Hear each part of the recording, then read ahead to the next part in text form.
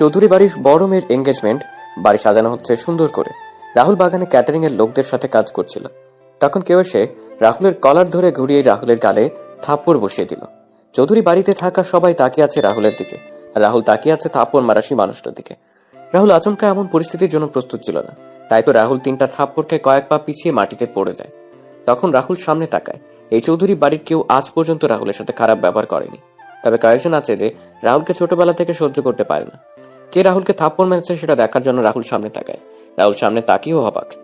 থাপ্পড়গুলো এতই জোরে মেরেছে আমার ঠোঁট কেটে রক্ত বের হয়ে গেছে। এই রক্ত বের হয়ে যাওয়া আজ আমার জন্য নতুন কিছু না।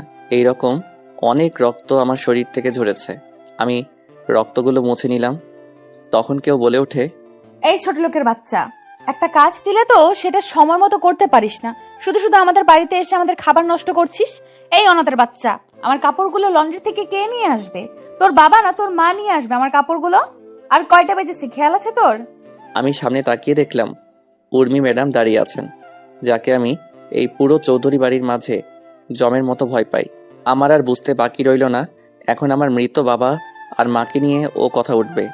আর এখন যদি তার প্রতিবাদ করি, তাহলে এই বাগানে সকল মানুষের সামনে উর্মি ম্যাডাম চেঁচামেচি শুরু করবে। হঠাৎ করে তখন মনে পড়ে ম্যাডামের কাপড়গুলো লন্ড্রি থেকে আনা হয়নি। ইসরে, আমিও ভুলে গেছিলাম একদম। আমি একটা হালকা হাসি মুখে বজায় রেখে ম্যাডামকে উদ্দেশ্য করে বললাম, ম্যাডাম একটা কথা বলবো? কি তাড়াতাড়ি বলে বিদায় হ অনাথের বাচ্চা। আগে বলেন মারবেন না। তুই কি মজা করছিস আমার সাথে, না আরো একটা দিব? মজা আর আপনার সাথে? আমি হলাম সামান্য একজন চাকর, আর আপনি হলেন আমার ম্যাডাম। বল কি বলবি? আজকে তো আপনার এঙ্গেজমেন্ট। হ্যাঁ তো। ম্যাডাম, আজকে যদি আপনি ইউরোপিয়ান পোশাক পরেন তাহলে আপনাকে অনেক সুন্দর লাগবে। হালকা আকাশি রঙের শাড়ির সাথে চোখে হালকা কাজল, খোলা চুল, আপনাকে দেখতে অনেক সুন্দর লাগে। আর আপনার স্বামী পুরো ফিদা হয়ে যাবে আপনাকে দেখে।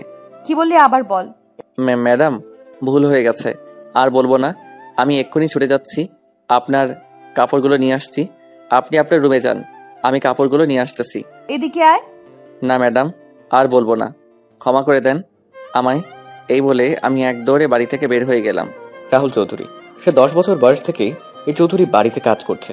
রাহুল এবার ম্যানেজমেন্ট নিয়ে মাস্টার্স করেছে, সেটা আবার সবার আড়ালে। রাহুলের বাবা মাই পৃথিবীতে পেয়েছেনি। রাহুল বড় হয়েছে একটা অনাথ আশ্রমে। রাহুলের বাবা মাকে তার রাহুল জানে না, আর আমাদের দেশে এরকম ছেলেকে অনাথ বলা হয়। একদিন উর্মির বাবা শরীফুল চৌধুরী একটা কাজে আশ্রমে গিয়ে রাহুলের সাথে পরিচয়। তারপর রাহুলকে তার বাড়িতে নিয়ে আসেন। রাহুলকে চৌধুরী বাড়ির সবাই অনেক ভালোবাসে, তবে উর্মি ছোটবেলা থেকে রাহুলকে সহ্য করতে পারত না। উর্মি চৌধুরী, উর্মি তার বাবা মায়ের একমাত্র মেয়ে। উর্মি আমেরিকা থেকে অনার্স কমপ্লিট করে দেশে ফিরেছে। আজকে উর্মির এঙ্গেজমেন্ট তার ভালোবাসার মানুষ জয়ের সাথে। এদিকে রাহুল লন্ড্রি থেকে কাপড় নিয়ে বাসায় এসে উর্মির দরজার সামনে দাঁড়িয়ে দরজা কড়া নাড়ে। তখন উর্মি ভেতর থেকে বলে, আয় ভেতরে। কাপড়গুলো নিয়ে আমি রুমে ঢুকে দেখতে পেলাম ম্যাডাম তার আলমারিতে কি কাজ করছিলেন। তখন আমি কাপড়গুলো ম্যাডামের বিছানার উপর রেখে যেই চলে আসতে যাব, তখন উর্মি ম্যাডামের সাথে ধাক্কা লাগে। ম্যাডাম তার আলমারি থেকে কাপড়গুলো নিয়ে সেগুলো ঠিক করতে করতে আমার দিকে আসছিলেন। ধাক্কা খেয়ে আমি নিচে আর ম্যাডাম আমার উপরে। আমি তখন ম্যাডামকে আমার উপর থেকে সরিয়ে উঠে পড়লাম। তখন ম্যাডাম আবার আমার গাল লাল করে দিয়ে বলেন, ফকিরের বাচ্চা ফকির, তোর সাহস হয় কি করে আমাকে স্পর্শ করার? সরি ম্যাডাম, ভুল বশত হয়ে গেছে, আমি ইচ্ছে করে করিনি। মেয়ে দেখলে কি গায়ে পড়তে ইচ্ছা করে তোর, ছোট লোকের বাচ্চা? ম্যাডাম, ভুল বশত হয়ে গেছে, সামনে থেকে আর এমন হবে না, আমায় ক্ষমা করে দেন ম্যাডাম। বাড়ির চাকর চাকরের মতো থাকবি, আর সামনে থেকে আর এমন হলে তোর জীবনের আলো নিভিয়ে দিব। ম্যাডাম, এমন আর হবে না। তোর মতো অনাথ ছোট লোকের বাচ্চা কি করে যে আমাদের বাসায় আসলো সেটা আমি চিন্তা করে পাই না। আর বাবা যে কি দেখে তোকে আমাদের বাড়িতে নিয়ে এলো সেটাও বুঝি না। আমার চোখের সামনে থেকে বিদায় হ, বের হ রুম থেকে এখনই। আমি তাড়াতাড়ি করে ম্যাডামের রুম থেকে বের হয়ে ছাদে চলে গেলাম। ছাদে গিয়ে নিজের চোখের জল ঝরাতে লাগলাম। শুনেছি ছেলেরা নাকি কান্না করে সবার আড়ালে, আমি তেমনি ছাদে এসে সবার আড়ালে চোখের জল ফেলেছি। তখন কেউ আমার কাঁধে হাত রাখলো। আমি চোখের জল মুছে পিছনে তাকিয়ে দেখলাম দাদিমা আর ছোট আম্মু দাঁড়িয়ে। আপনাদের বলা হয়নি, উর্মির মা আর বাবাকে আমি ছোট আম্মু আর ছোট আব্বু বলে ডাকি।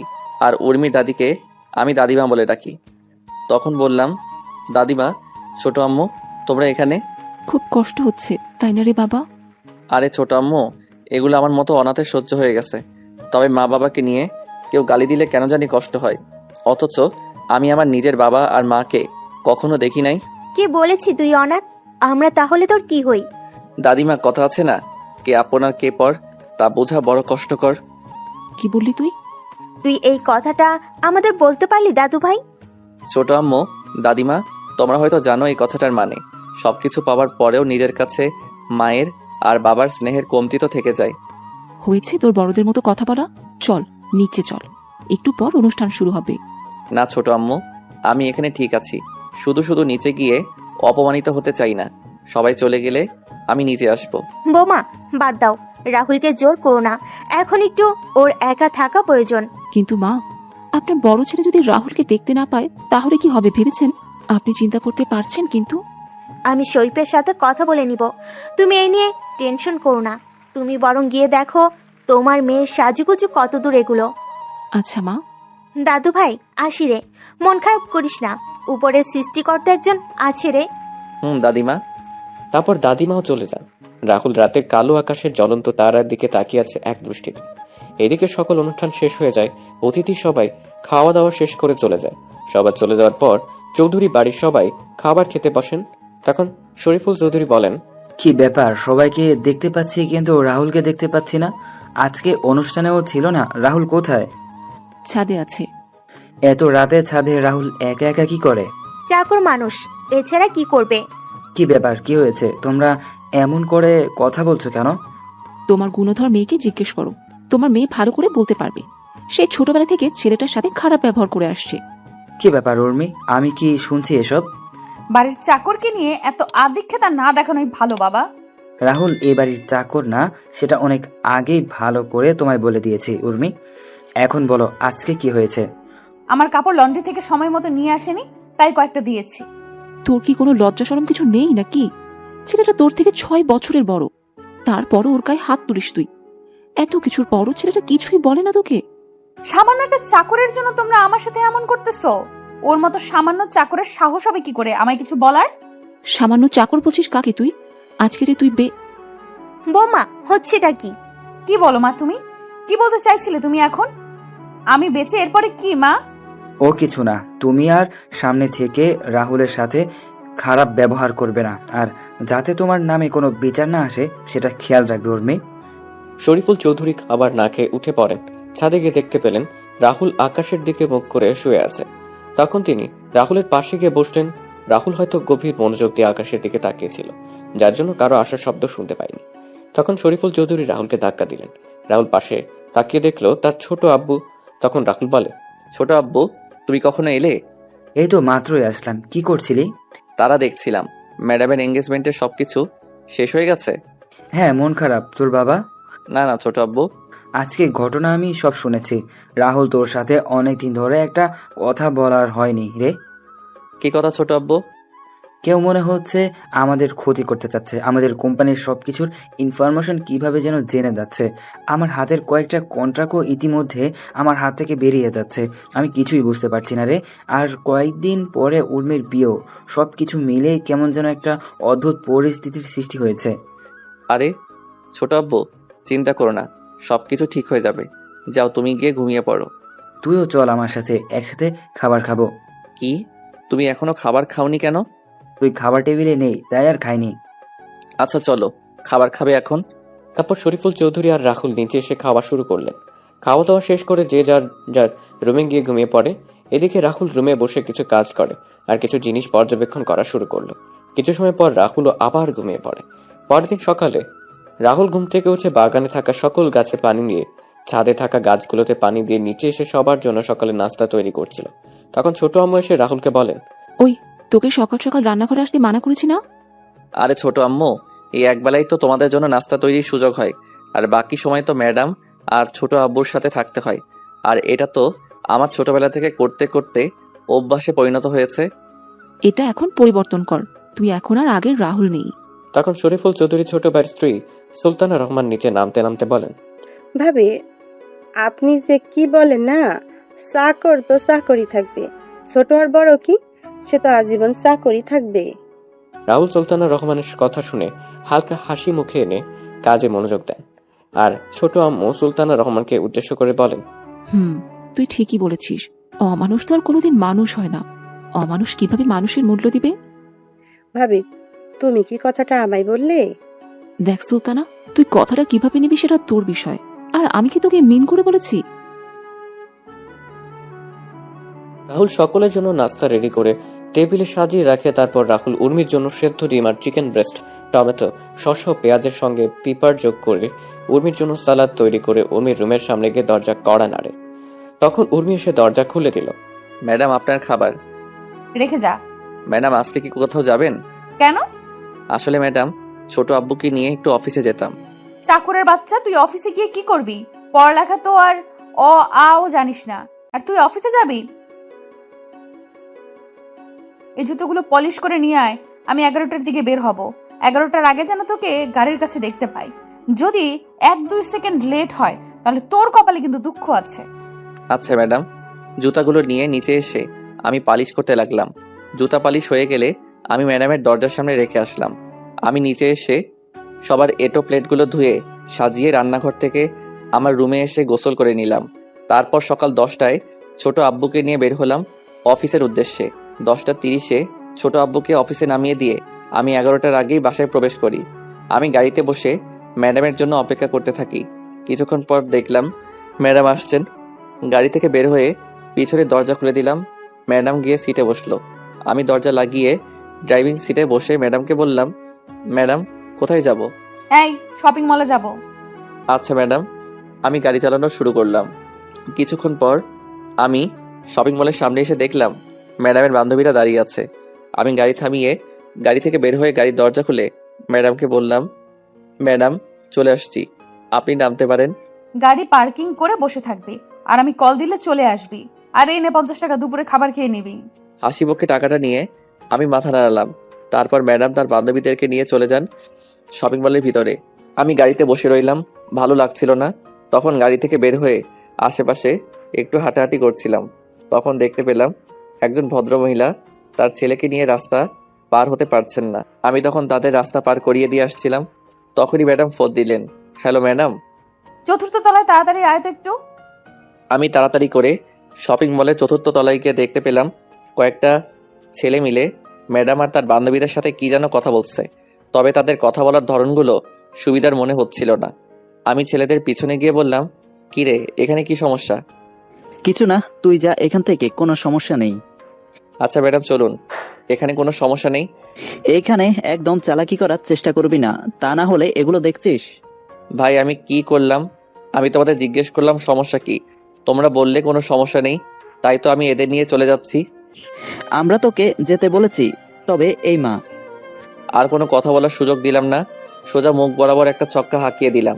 আর ছেলেটা বাউন্ডারির বাইরে। তারপর সব কয়টাকে মারা শুরু করলাম। হঠাৎ কেউ আমার পেটের পাশে ছুরি দিয়ে আঘাত করে।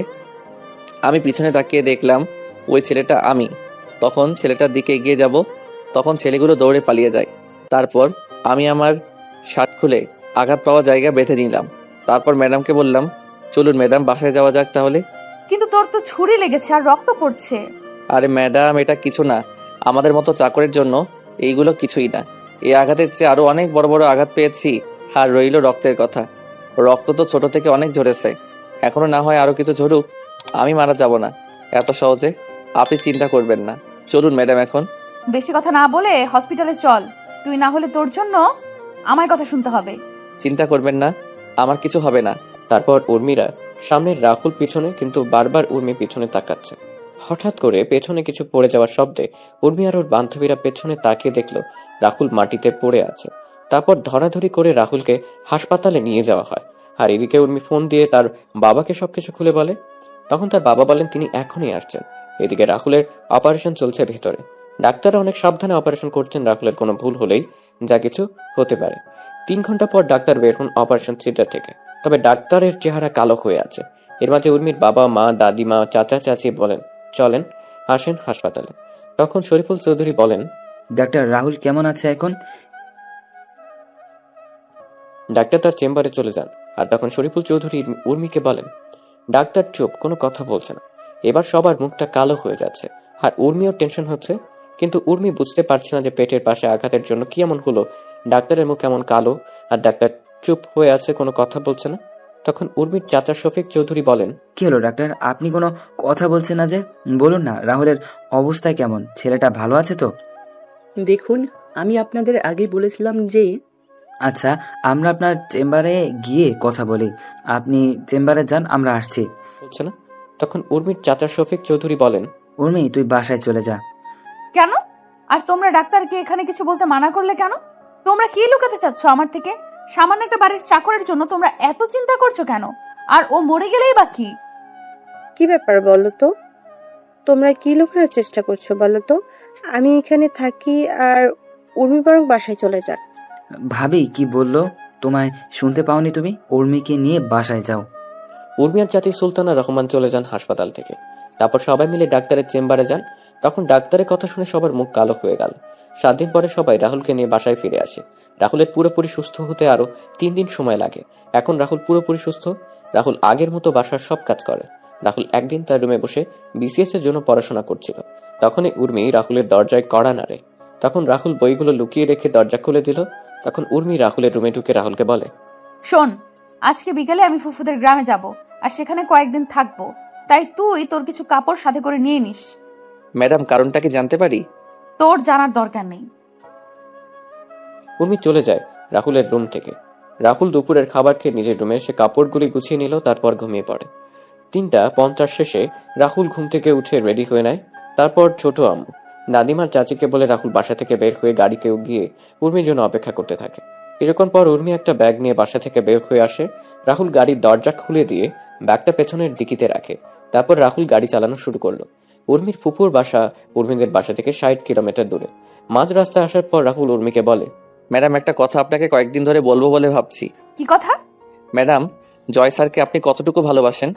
হঠাৎ এই প্রশ্ন কেন? ম্যাডাম বলেন না। নিজের চেয়েও বেশি ভালোবাসি। আর আপনার মা বাবাকে? হ্যাঁ, তাদেরও ভালোবাসি। কতটুকু? হ্যাঁ, তাদেরও ভালোবাসি। আচ্ছা, এখন যদি ছোট আব্বু আর ছোট আম্মু জয় ভাইয়ার সাথে আপনার বিয়ে ক্যান্সেল করে দেয়, তাহলে আপনি কি করবেন? হোয়াট? কি বললি তুই? আরে ম্যাডাম, রাগেন কেন? তো কি করব? তুই কি বলছিস সেগুলো? আরে ম্যাডাম, আমি জানতে চাইছি, এমন একটা পরিস্থিতি তৈরি হলো, আপনি জয় স্যারকে বা আপনার বাবা আর মাকে বেছে নিতে হবে, তখন আপনি কাকে বেছে নেবেন? আমি কিন্তু তোর কোনো কথাই বুঝতে পারছি না কিন্তু। আরে বলুন না। সেটা না হয় পরিস্থিতি তৈরি হলে দেখা যাবে। তুই এখন চুপচাপ গাড়ি চালাতো। গ্রামে পৌঁছতে পৌঁছতে সন্ধ্যা পেরিয়ে রাত হয়ে যায়। গ্রামে প্রবেশ করে কিছু দূর আসার পর গ্রামের কয়েকজন বখাটে এসে রাহুলের গাড়ির সামনে দাঁড়ায়, আর ছেলেগুলো বলা শুরু করে, তোদের কাছে যা আছে সবকিছু বের কর, না হলে কিন্তু তোদের এখানে মেরে দেব। ম্যাডাম, এদের খিদে পেয়েছে মনে হয়, মিষ্টিগুলো ওদের দিয়ে দেন। কি? ওই, আমাদের খিদে লাগছে, তোকে কে বলছে? বারে, আপনারা না এইমাত্র বললেন আপনাদের খিদে লাগছে, তাই তো বললাম মিষ্টিগুলো দিয়ে দিতে। আমরা আবার কখন বললাম? ওই রাহুল, তুই এই ফকিরের বাচ্চার সাথে কি কথা বলছিস? ফুফাকে একটা কল দিলে সবকিছু হাওয়া হয়ে যাবে। কি বললি তুই আমাদের? আর তোর কোন বাপকে কল দিবি? দে, আমরা এখানেই আছি। ঠিক বললি তুই? হ্যাঁ। সাহস থাকলে গাড়ির সামনে থেকে সর, আমিও গাড়ি থেকে নেমে তোদের মজা দেখাচ্ছি। সাহস থাকলে বের হয়ে আয়। ওরা গাড়ির সামনে থেকে সরে যাওয়া মাত্রই আমি দরজা হালকা খুলে ওদের দিকে ঝুঁকে বাম পা গিয়ারে রেখে চাপ দিলাম। ওরা বোঝার আগেই আমরা গাড়ি নিয়ে পগার পার। কিছুক্ষণ পর ফুপুদের বাসায় এসে পৌঁছে গেলাম। তারপর ম্যাডামের ব্যাগ, আমার ব্যাগ আর বাকি ব্যাগগুলো সাথে নিয়ে ফুপুর বাসায় প্রবেশ করলাম। ফুপু ফুপা সবার সাথে কথা বলে আমি ম্যাডামের ব্যাগ ম্যাডামের থাকার রুমে রেখে আমি আমার রুমে এসে ব্যাগ রেখে ফ্রেশ হয়ে নিলাম। তারপর বিছানায় শুয়ে পড়লাম। হঠাৎ কারো ধাক্কাধাক্কির কারণে ঘুমটা ভেঙে গেল। আমি তাকিয়ে দেখলাম ফুপুর শেখ ফাজিল মাইয়া সুমি। আমি কেন ওরে ফাজিল বললাম সেটা আপনারা একটু পরেই বুঝতে পারবেন। সুমি এবার ইন্টার 2য় বর্ষে পড়ে। তখন সুমি বলে, ও মোর পরাণের স্বামী, ঘুম থেকে উঠুন তো। এই ফাজিল, কি বলিস এসব? তুই কি ভালো হবি না কখনো? আমি তো ভালো না, ভালো লইয়াই থাইকো। বল, কি জন্য আসছিস তুই এখানে? খাবার টেবিলে সবাই অপেক্ষা করছে তোমার জন্য। কেন? কয়টা বাজে ঘড়ির দিকে তাকিয়ে দেখেন। ঘড়ির দিকে তাকিয়ে দেখলাম রাত 10টা 30 বাজে। তখন বললাম, খাওয়া দাওয়া শেষ সবার? না, আপনার জন্য অপেক্ষা করছে। উঠে আমি নিচে চলে এলাম। নিচে এসে দেখলাম সবাই বসে আছে। তখন ফুফা আমায় বলেন, কি জনাব রাহুল সাহেব? এই তো ফুফা, ভালো, তুমি কেমন আছো? টেনশনে ছিলাম, তবে এখন টেনশন ফ্রি আছি। কোনো টেনশনের চিন্তা নাই, আমি আছি তো। সেটাই তো ভরসার জায়গা। আচ্ছা বুঝলাম, তোমরা সবাই এই ছোট লোকটাকে নিয়ে এত আদিক্ষেতা করছো কেন? টেবিল থেকে খাবারের প্লেট নিয়ে আমি সবাই বসে টিভি দেখে খাওয়া শুরু করলাম। ম্যাডামের কোনো কথার উত্তর দিলাম না। উত্তর দিলেই চেঁচামেচি শুরু করবে। কিছুক্ষণ পর আমার পাশে তাকিয়ে দেখলাম সুমিও আমার পাশে এসে বসছে। আমি সুমির দিকে একবার তাকিয়ে আবার খাবার খাওয়াতে মনোযোগ দিলাম। তখন উর্মি ম্যাডাম সুমিকে বলেন, কিরে সুমি, তুই খাবার টেবিল ছেড়ে ওই ছোট লোকটার সাথে গিয়ে খাবার খাচ্ছিস কেন? আপু, আমার ইচ্ছে করছে তাই। ফুফা, তোমরা সুমিকে কিছু বলছো না যে? কি বলবো? ওই ছোট লোকটার সাথে বসে খাবার খাচ্ছে, আর তোমরা কিছু বলছো না যে? দেখো উর্মিমা, সুমি এখন প্রাপ্তবয়স্ক একটা মেয়ে। ও ওর নিজের বুঝটা এখন বুঝতে পারছে, কার সাথে চলাফেরা করলে ভালো হবে আর কার সাথে চলাফেরা করলে খারাপ হবে, সেটা ও নিজেই বুঝতে পারে। তাই বলে উর্মি, এসব কথা বাদ দে, তুই খাবার খেয়ে নে। রাহুল বাবা, তোর কি কিছু লাগবে? না ফুপু। আরে মা, আর একটু খাবার দাও। দেখছো না আগের থেকে কেমন যেন শুকিয়ে গেছে। ওই ফাজিল, আমি শুকিয়ে গেছি কোথায়? দেখছিস না মোটা হয়ে গেছি? হ্যাঁ, সেটাই দেখতে পারছি। তুই দেখতে পাবি? তুই তো আস্ত একটা ফাজিল। তুই একটা ফাজিল। খাবার খা চুপচাপ। এই দেখে উর্মি রাগে ফুঁসছে। ভেবেছিল সেখানে রাহুলকে এনে ইচ্ছে মতো অপমান করবে, কিন্তু এখানে নে তার উল্টো সবাই রাহুলকে নিয়ে কথা বলছে। উর্মি খাওয়া শেষ করে তার রুমে চলে যায়। এদিকে রাহুল খাবার খেয়ে যেই তার রুমে যাবে, তখন ফুপা রাহুলের সামনে এসে বলেন, আর কত অপমান সহ্য করবি তুই রাহুল? চাকরের আবার মান অপমান? এই তো আর কয়েকটা দিন, তারপর ম্যাডাম তো ওনার স্বামীর বাড়ি চলে যাবেন। সত্যি কথাটা বলে দে না, এবার উর্মিকে তাহলে তোর সাথে অত্যন্ত খারাপ ব্যবহার আর করবে না। সেটা আমি চলে যাওয়ার কয়েকটা দিন আগে ওনাকে বলবো। তুই চলে যাওয়ার কয়েকটা দিন মানে? আরে ও কিছু না, তোমরা টেনশন করো না। আমায় নিয়ে যাও, গিয়ে ঘুমিয়ে পড়ো। কালকে তুমি আমায় নিয়ে কলেজে যাবে? পারবো না। ও বাবা, ও মা, বলো না আমায় নিয়ে কালকে কলেজে যেতে। আর নাটক করতে হবে না। আচ্ছা নিয়ে যাব, কিন্তু কিন্তু কি রে রাহুল? ম্যাডাম, এ নিয়ে চিন্তা করতে হবে না, আমি উর্মিকে বুঝিয়ে বলবো, তাহলে উর্মি বুঝবে। আচ্ছা, গুড নাইট। পরের দিন সকালে রাহুলের ঘুম ভাঙে কারো গরম নিঃশ্বাসে। তখন রাহুল তাকিয়ে দেখে সুমি তার খুব কাছে। এটা দেখে রাহুল এক লাফে বিছানা ছেড়ে মাটিতে গিয়ে পড়ে। তখন সুমি বলে, এটা কি হলো? তুই কি করছিলি এটা? একটু মিষ্টি খাওয়ার জন্য আসছিলাম। মিষ্টি খাবি তো আমার কাছে কি? মা, তুমি তো মিষ্টি বয়, তাই তো তোমার কাছে মিষ্টি খাওয়ার জন্য আসছি। তুই কি রুম থেকে যাবি না আমি চলে যাব? নাটক করে লাভ নেই, তোমরা 1 সপ্তাহ আমাদের এখানে থাকবে। জীবনেও না। বেশি কথা না বলে রেডি হয়ে নাও, একটু পরে কলেজে যেতে হবে। এত সকালে? আমাদের ক্লাস 9টায় শুরু, আর এখন 7:50 বাজে। আচ্ছা তুই যা, আমি নিচে আসছি। আচ্ছা, ওইটা কি তোমার ডান পাশে? ও। রাহুল তার ডান পাশে তাকাতেই সুমি রাহুলের বাম গালে একটা চুমু দিয়ে দৌড়ে পালিয়ে যায়। রাহুল কি বলবে বুঝতে পারছে না। তারপর রাহুল ফ্রেশ হওয়ার জন্য বাথরুমে চলে যায়। বাথরুম থেকে ফ্রেশ হয়ে নিচে গিয়ে সকালে নাস্তা করে সুমির জন্য অপেক্ষা করতে থাকে। কিছুক্ষণ পর সুমি চলে আসে। তখন রাহুল আর সুমি বের হয় বাসা থেকে। রাহুল যেই গাড়ি থেকে বসবে তখনই সুমি বলে, ওইদিকে কোথায় যাচ্ছ? কেন, গাড়িতে যাবি না? না। তাহলে হেঁটে যাবি কি? না। তাহলে কলেজে যাবি কিসে করে? বাইকে করে যাব। বাইক পাবি কোথায়? আর আমি তো বাইক চালাতে পারি না। মিথ্যা বলবে না, আমি জানি তুমি বাইক চালাতে পারো, আর বাইক গ্যারেজে আছে, নিয়ে আসো গিয়ে। গাড়ি থাকতে বাইক কেন? আমার ইচ্ছে তাই। আমি পারবো না। পারবে না তো তুমি? না। মা বাবা কোথায় তোমরা? এই চুপ, যাচ্ছি আমি। চাবি কই? বাইকে আছে।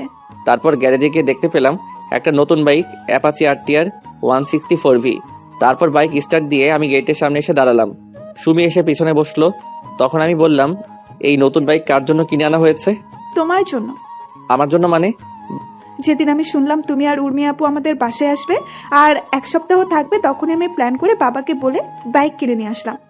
আর তুমি এভাবে আমায় নিয়ে প্রত্যেক দিন কলেজে নিয়ে যাবে। বাহ, দেখি স্বর্গে গেলেও ধান ভাঙবে। তুমি কি বললে এক্ষুনি? কিছু না, এই বলে আমি বাইক চালানো শুরু করলাম। কিছু দূর আসার পর সুমি আমায় জড়িয়ে ধরলো শক্ত করে। আমার কেন যেন অস্বস্তি হচ্ছিল। আমি তখন বাইক রাস্তার পাশে দাঁড় করালাম। কি হলো? তুই এভাবে আমায় জড়িয়ে ধরেছিস কেন? আমার ভয় করে তাই। ভয় যখন করে তাহলে বাইকে আসার জন্য পাগল হয়েছিলি কেন? সাথে তুমি আছো তাই। তুই যদি এভাবে জড়িয়ে ধরিস তাহলে আর বাইক চালাবো না, আর তোর কলেজ মিস হয়ে যাবে। তাহলে তো তোমার সাথে আরো সময় কাটাতে পারবো ভালো করে। কি বলো তুমি? দেখ বোন, তুই এসব কেন করছিস বলতো? কি বললি? তুই আমাকে তুই করে বলছিস কেন? আমি তোর কোন সম্পর্কের বইন লাগি? কেন ফুফাতো বোন? তুই তো আর নিজের ফুফাতো ভাই না, আর এখন ফুফাতো ভাই বোনের মাঝে এসব হয়। কি সব হয়? প্রেম, ভালোবাসা, বিয়ে বা। চুপ কর, আমি নিয়ে যাচ্ছি তোকে। এই বলে রাহুল গাড়ি চালানো শুরু করে আর মনে মনে বলে, সুমি যা চাইছে সেটা কখনো সম্ভব না। আমার মতো চাকরের সাথে তার কখনো যায় না।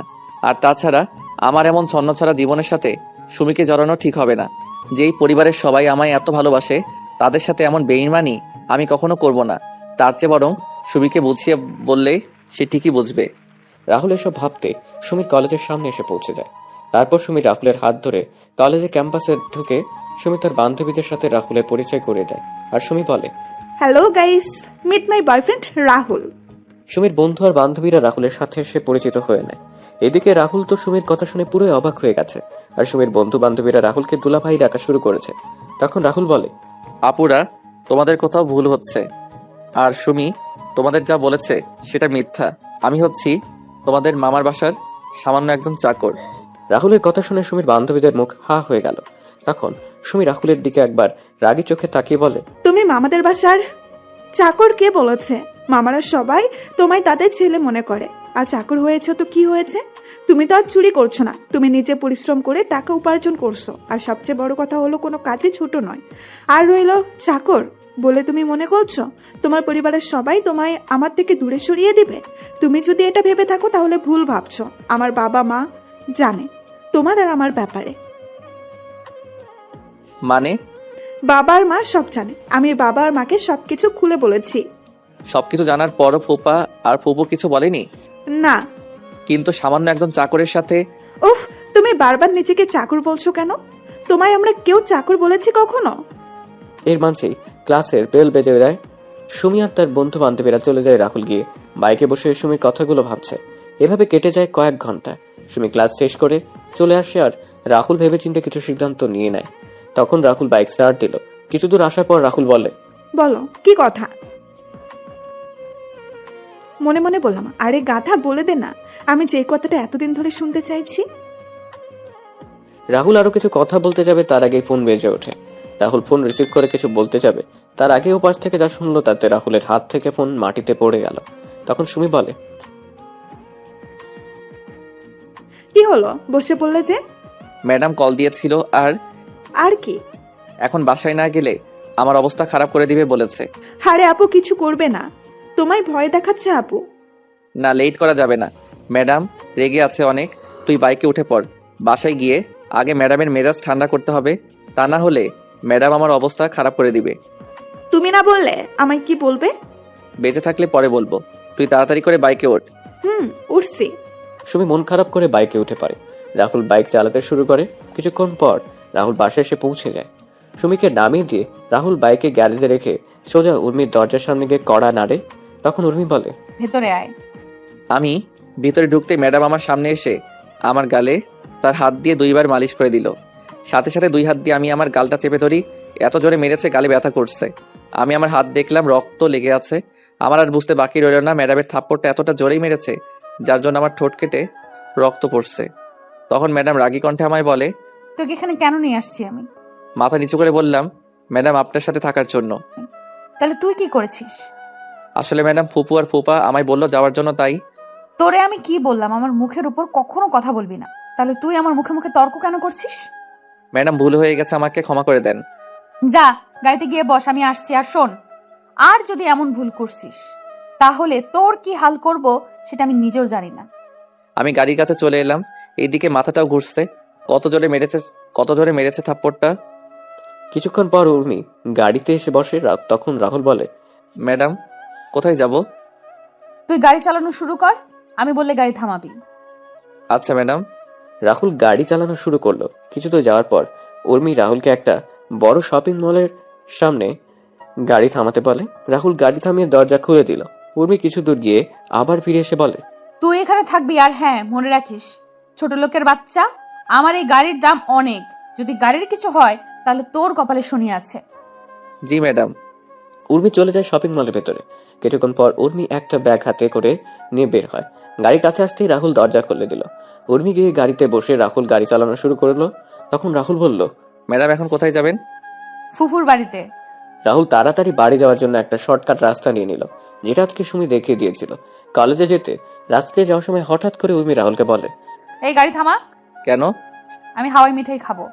ম্যাডাম সন্ধ্যা হয়ে যাচ্ছে, আর এই রাস্তা খুব একটা ভালো না। আর একটা কথা বলবি তো আমি তোর গাল লাল করে দিব।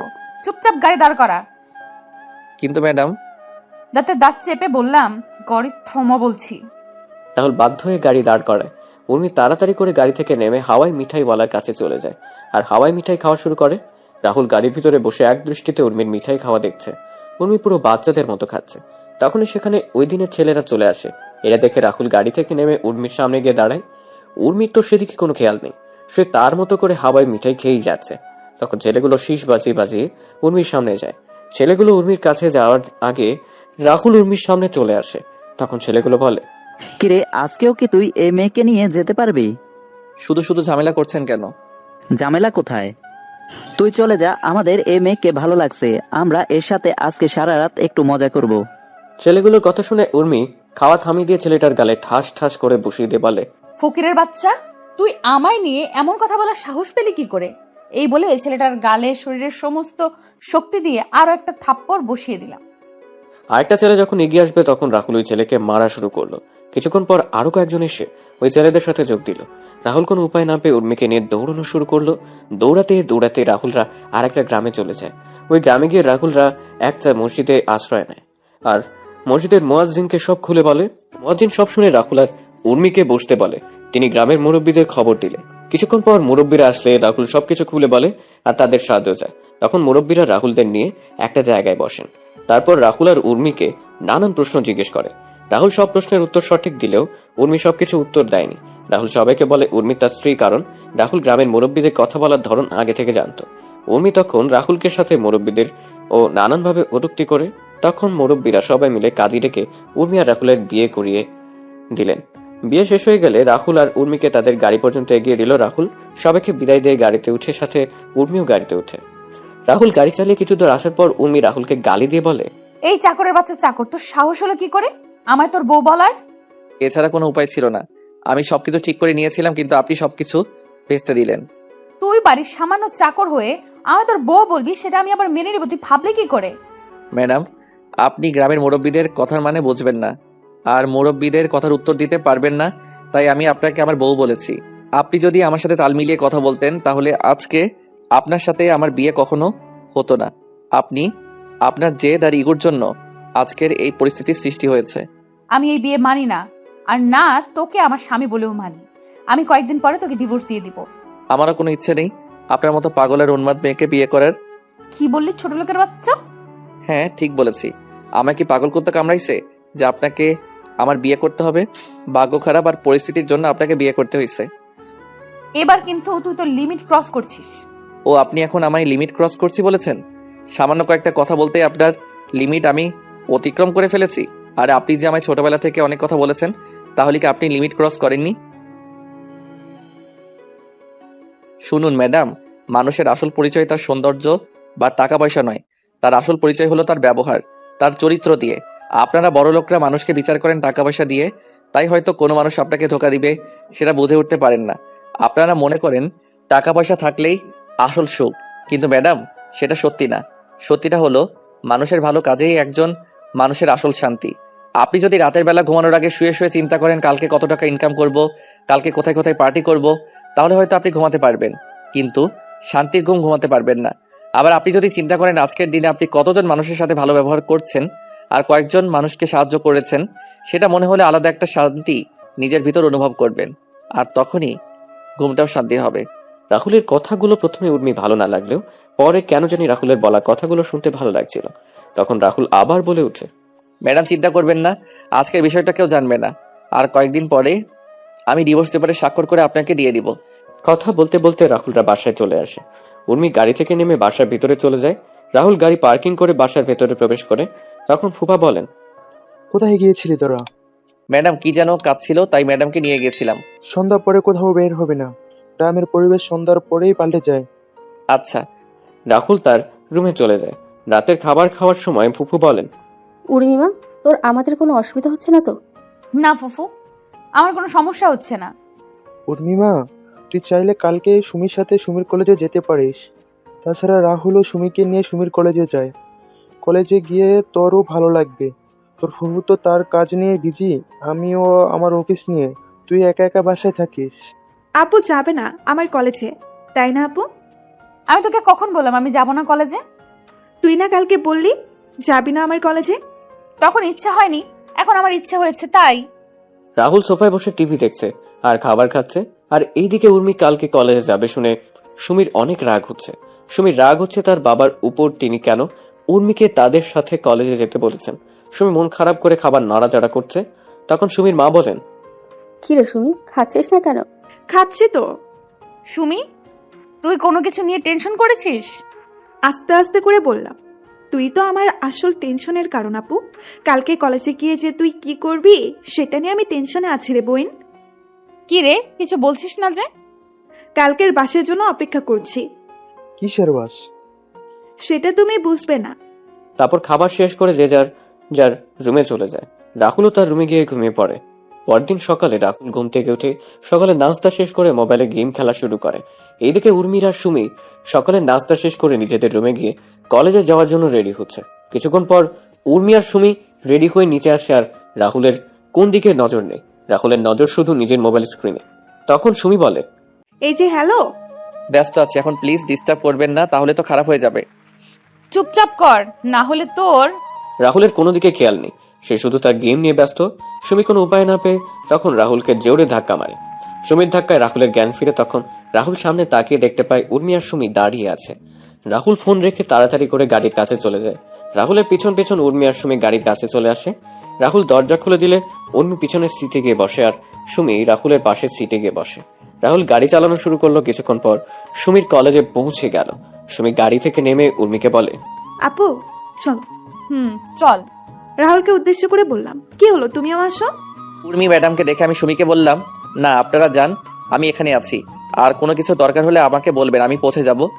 বললাম না আসার জন্য। না, আপনারা যান। এই সুমি, ওকে এত করে বলছিস কেন? ও চাকর, ও গাড়ির কাছে থাকুক, ওকে কেন ডাকছিস তুই? আপু, ও তোদের চাকর, কিন্তু আমাদের জন্য ও আমাদের অতিথি।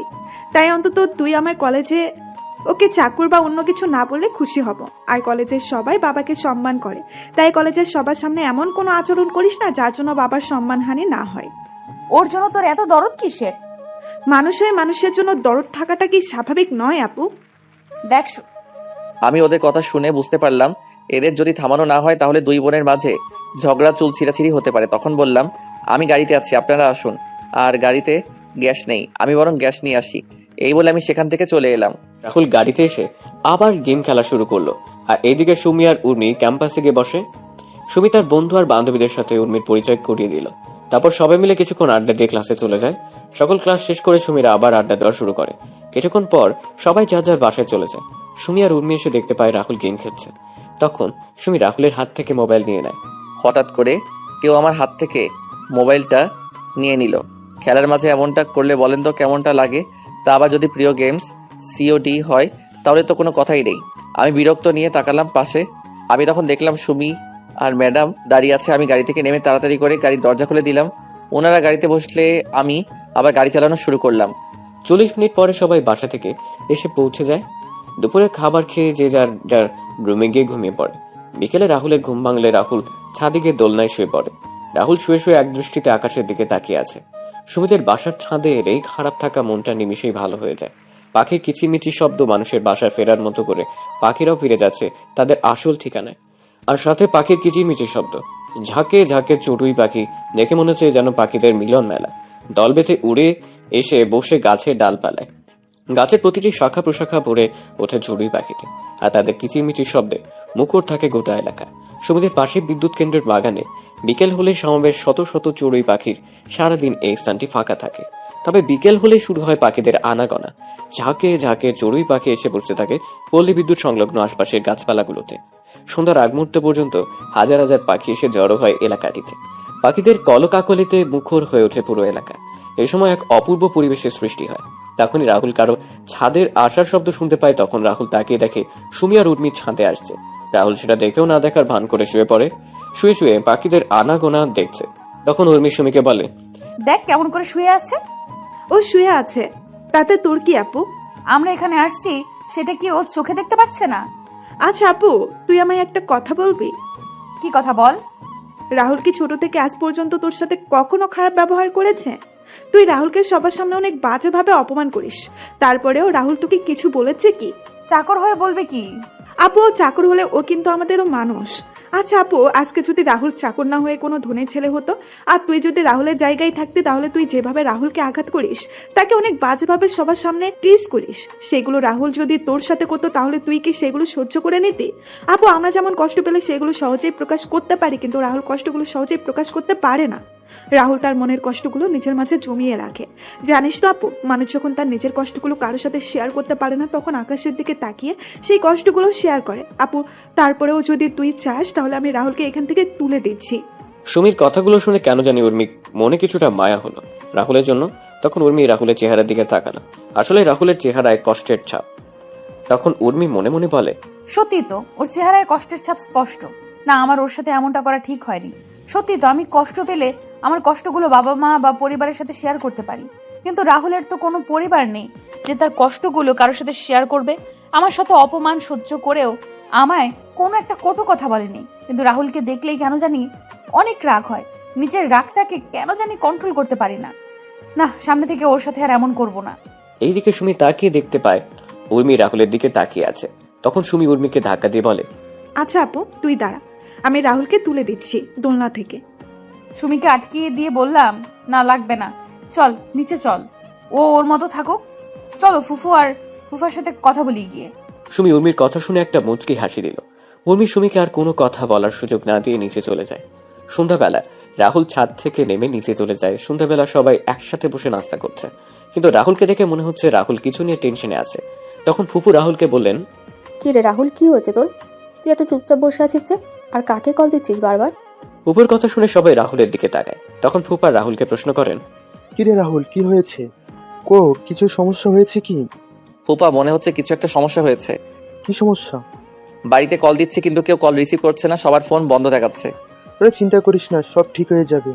সবাই হয়তো কোনো কাজে ব্যস্ত আছে, তাই ফোন ধরছে না। রাহুলের কথা শুনে উর্মি কল দিল তার বাবা মা চাচা চাচির নাম্বারে, কিন্তু সবার ফোন বন্ধ দেখাচ্ছে। তখন উর্মি বলে, ফুফাও তো ঠিকই বলছে, সবার ফোন বন্ধ, আমি এখন কল দিয়েছিলাম। ফুপা, আমার মনে হয় একবার বাড়িতে যাওয়া আমার উচিত হবে। ওরে চিন্তা করিস না, রাতে কোনো কাজে ব্যস্ত আছে হয়তো, তাই ধরছে না। আর কালকে কথা হয়েছিল আমার ভাইয়ের সাথে। ভাই বললো আজকে কি যেন একটা বড় ডিল হবে, তাই সবাই ওই কাজে বিজি এখন, তাই হয়তো কল ধরছে না। চিন্তা করিস না, হাতের কাজ শেষ হলে তোদের সাথে যোগাযোগ করবে। আরে তোরা খাওয়া দাওয়া কর শান্তিতে। রাহুলের কেমন জানি টেনশন হচ্ছে। রাহুল একের পর এক কল দিয়ে যাচ্ছে, কিন্তু ফোন বন্ধ আসছে। রাতের খাবার খেয়ে সবাই ঘুমিয়ে পড়ে। পরের দিন সকালে রাহুল সুমিকে নিয়ে কলেজে যায়। কলেজ থেকে ফেরার পথে সুমি রাহুলকে গাড়ি থামানোর জন্য বলে, কি হলো? এভাবে গাড়ি থামানোর মানে কি? তোমার সাথে আমার কথা আছে। তোর মতো পিচ্চির আবার কি কথা? আরে আমার কথা শুনবে না? আমায় রাগাবে? আচ্ছা বল, কি বলবি? I think. তুমি চিন্তা করো। আরে আরে, আমার পুরো কথাটা তো শুনবে। জি বলেন, কি বলবেন? আমি মনে করি আমি তো। রাহুল গাড়ি থামিয়ে বলে। সুমি আর কিছু বলার আগে রাহুলের ফোন বেজে ওঠে। রাহুল সুমিকে থামিয়ে ফোন বের করে দেখতে পায় একটা অপরিচিত নাম্বার থেকে কল আসছে। অপরিচিত নাম্বার দেখে রাহুল কল রিসিভ করেনি, কিন্তু কয়েকবার রিং হওয়ার পর রাহুল ফোন রিসিভ করে বলে, হ্যালো, কে বলেছেন? রাহুলের প্রশ্ন শুনে ওপাশ থেকে কি উত্তর আসলো সেটা শোনা যায়নি। তবে রাহুল যা শুনলো সেটা শুনে রাহুল কিছু বলবে তার শক্তি বোধ হয় রাহুলের শরীরে নেই। কিছু বলার আগে রাহুল যা শুনতে পায় তাতে করে রাহুল মাথায় যেন আকাশ ভেঙে পড়ে। রাহুল মাথায় হাত দিয়ে বসে পড়ে মাটিতে। তখন সুমি রাহুলের কাছে এসে রাহুলের ফোন হাতে নিয়ে বলে, হ্যালো, কে? হ্যালো, কি হলো? কথা বলছেন না যে? ও পাশ থেকে কোনো কথা বলছে না, শুধু চাপা কান্নার আওয়াজ ভেসে আসছে। তারপরেও ফোনটা কেটে দিল। রাহুলের কাছে গিয়ে রাহুলকে বললাম, কি হলো, হঠাৎ করে বসে পড়লে কেন? আর কে কল দিয়েছিল? কি বললো ফোন দিয়ে? রাহুল কোনো কথা বলছে না, মাথায় হাত দিয়ে নিচু হয়ে বসে আছে।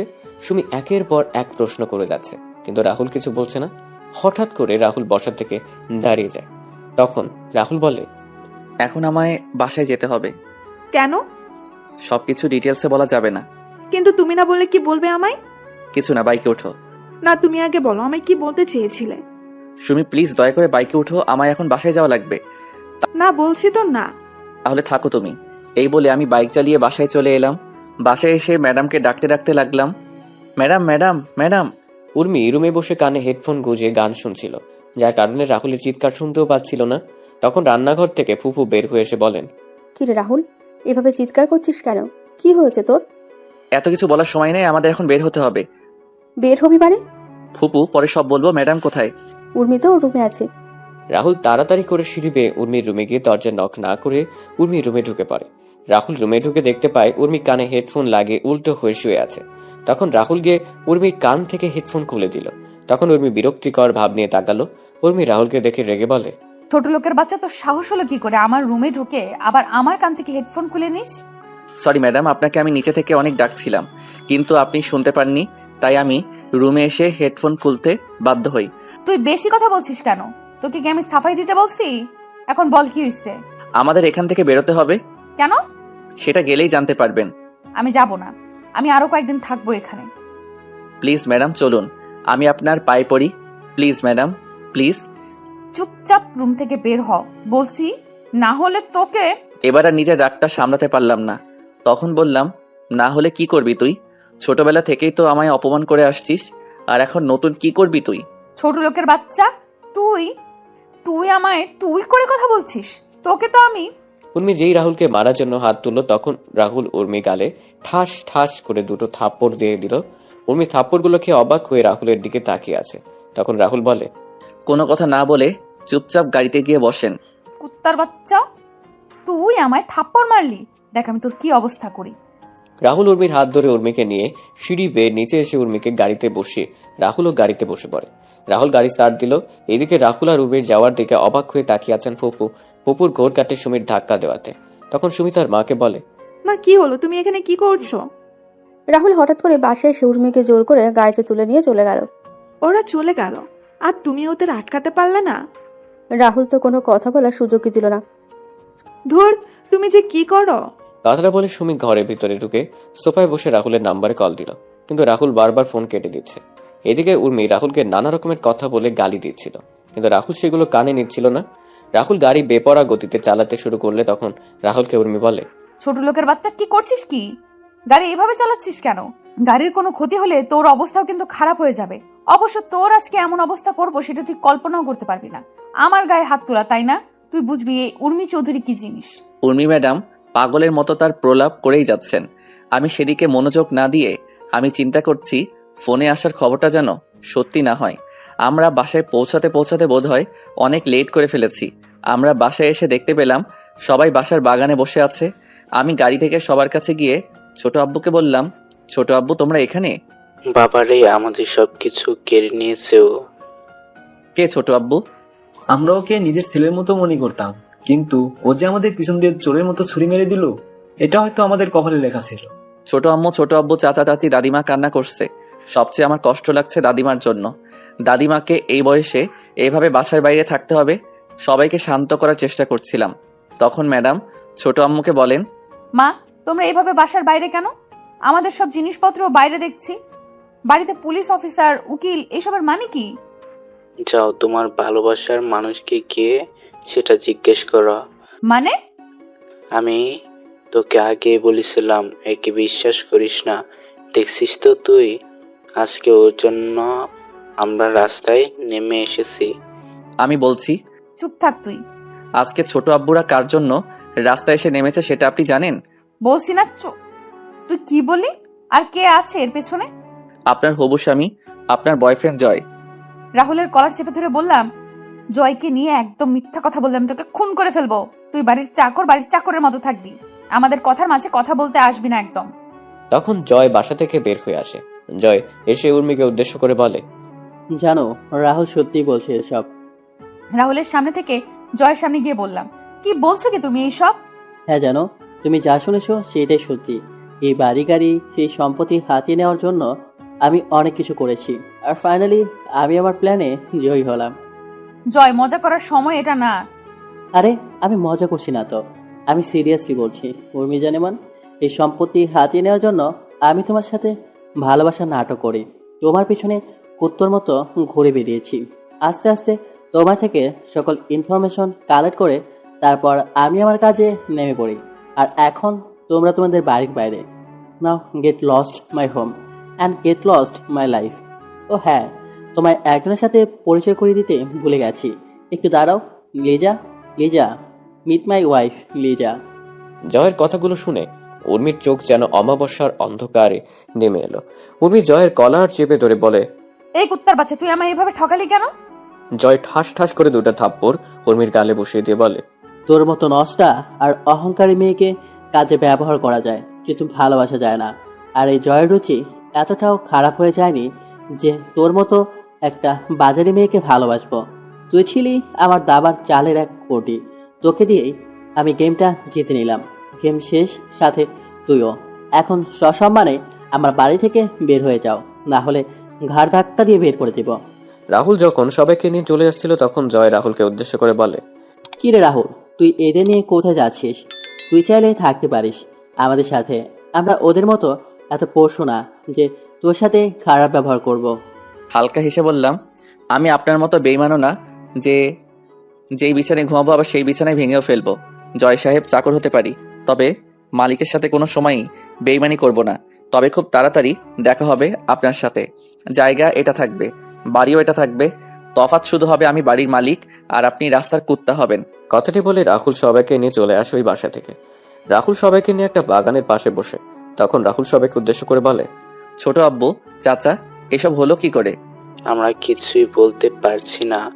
আজ সকালে হঠাৎ করে নোটিশ আসে বাসা ছেড়ে দেওয়ার জন্য, আর কালকে আমাদের হাত থেকে সব কন্ট্রাক্ট বের হয়ে যায়। যে কন্ট্রাক্টের জন্য ব্যাংক থেকে টাকা নিয়েছিলাম সেটা জমা দেওয়ার তারিখ কালকে চলে গেছে।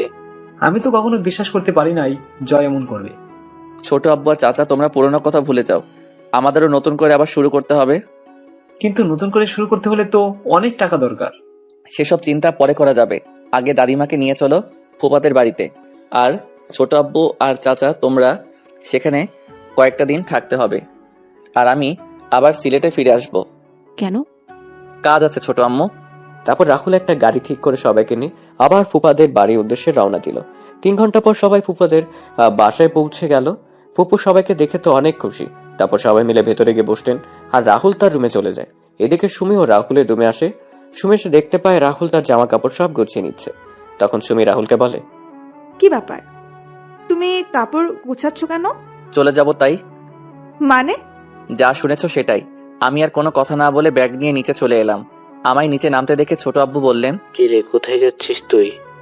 কাজে। কিসের কাজে আর কোথায় যাচ্ছিস? চট্টগ্রামে যাচ্ছি। দাদু ভাই, আমাদের ছেড়ে যাবি তুই? দাদিমা, যদি তোমাদের জন্য ভালো কিছু করতে পারি তাহলে হয়তো ফিরে আসবো, না হলে আসা হবে না। দাদু ভাই, কি বলছিস তুই? তোর কথার মানে কিছুই বুঝতে পারছি না আমি। কথাগুলো বলে চোখের জল মুছে নিলাম। ছোট আম্মু, তোমরা হয়তো জানো আমি কি বলছি। ভালো থেকো সবাই। আর যদি সৃষ্টিকর্তার কৃপায় হয় আর কিছু করতে পারি তাহলে হয়তো আবার দেখা হবে। দিব এক থাপ্পড়। তুই কি থেকে কি শুনেছিস আর সেটা নিয়ে এসব চিন্তা করছিস? আর এইগুলো চিকিৎসা করলে ভালো হয়ে যায়। তুই এ নিয়ে চিন্তা করিস না, তুই ভালো হয়ে যাবি একদম। হয়তোবা তার উল্টোটা হতে পারে। ছোট আব্বু, চাচা আর চাচি, তোমাদের অনেক মনে পড়বে, আর খুব তাড়াতাড়ি তোমাদের সবকিছু আশা করি ফিরিয়ে দিতে পারবো। এখন আসি আমি, ভালো থেকো সবাই। রাহুল কথাটা বলে একবার সবার দিকে তাকিয়ে হাঁটা দিল। কি যেন মনে করে আবার দাঁড়িয়ে পড়ে।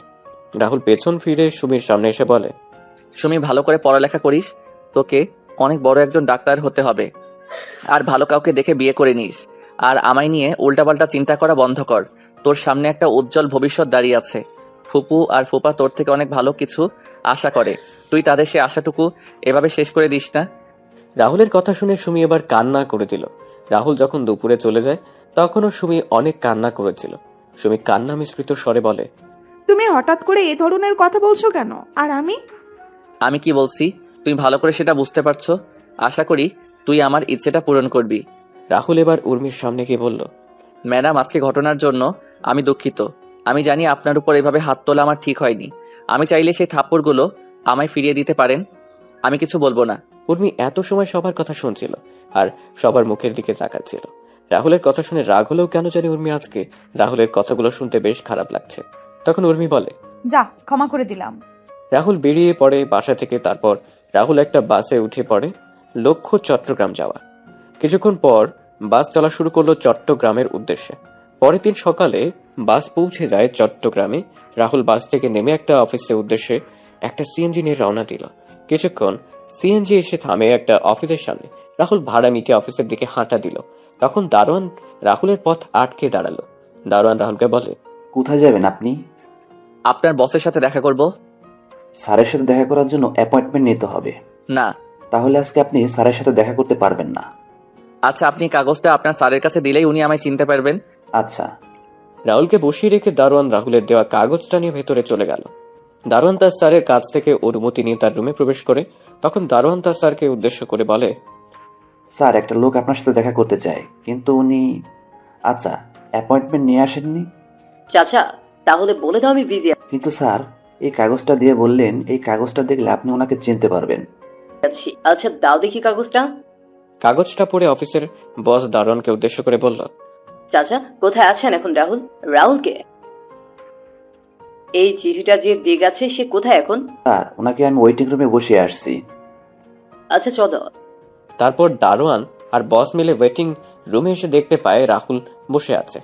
তখন বস রাহুলকে গিয়ে জড়িয়ে ধরে বলে, বন্ধু রাহুল, তুই কেমন আছিস? আমি ভালো আছি রে সুফিয়ান, তুই কেমন আছিস? ভালোই আছে। তোর এমন অবস্থা কেন? চাকরের অবস্থা কেমন হবে আর? আরে শালা, আবারও একই কথা বলিস?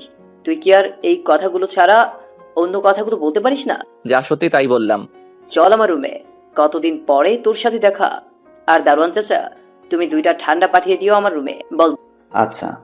রাহুল আর সুফিয়ান তার রুমে এসে বসে। কিছুক্ষণ পর অফিসের একটা ছেলে এসে রাহুল আর সুফিয়ানকে ঠান্ডা দিয়ে যায়।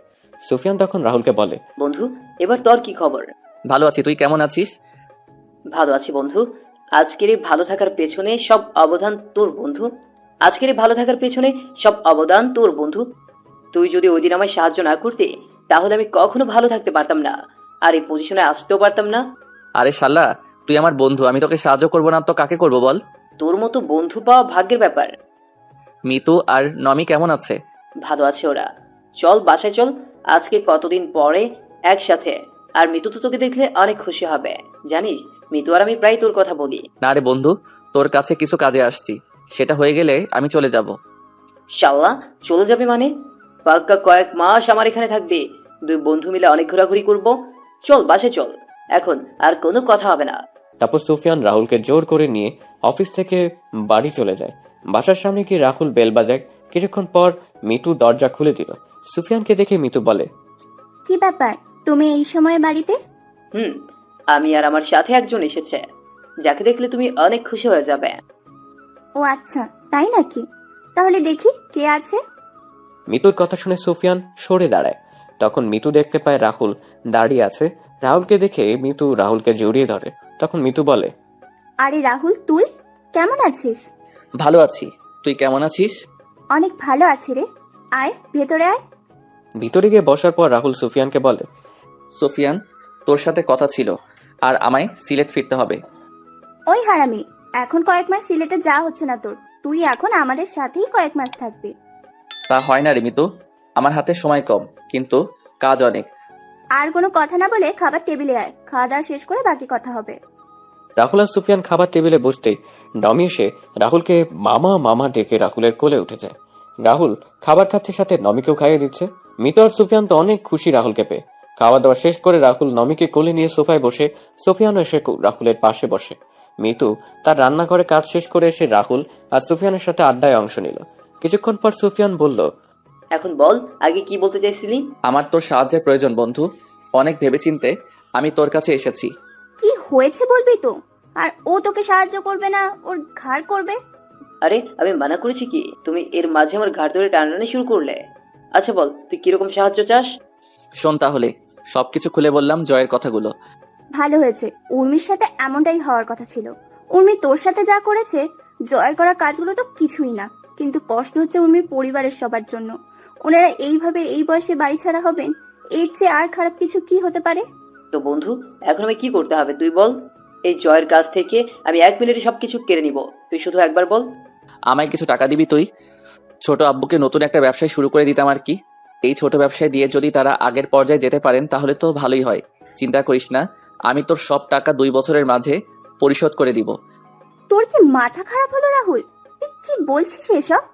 আরে আজকে যা কিছু আমাদের, তাতে তো তোর অধিকার আছে। আমি ওসব চাই না রে, আমি চাই শুধু ছোট আব্বুরা যেন তাদের আগের অবস্থানে ফিরে যায়। কি? তার জন্য একটা রাস্তা আছে আমার কাছে।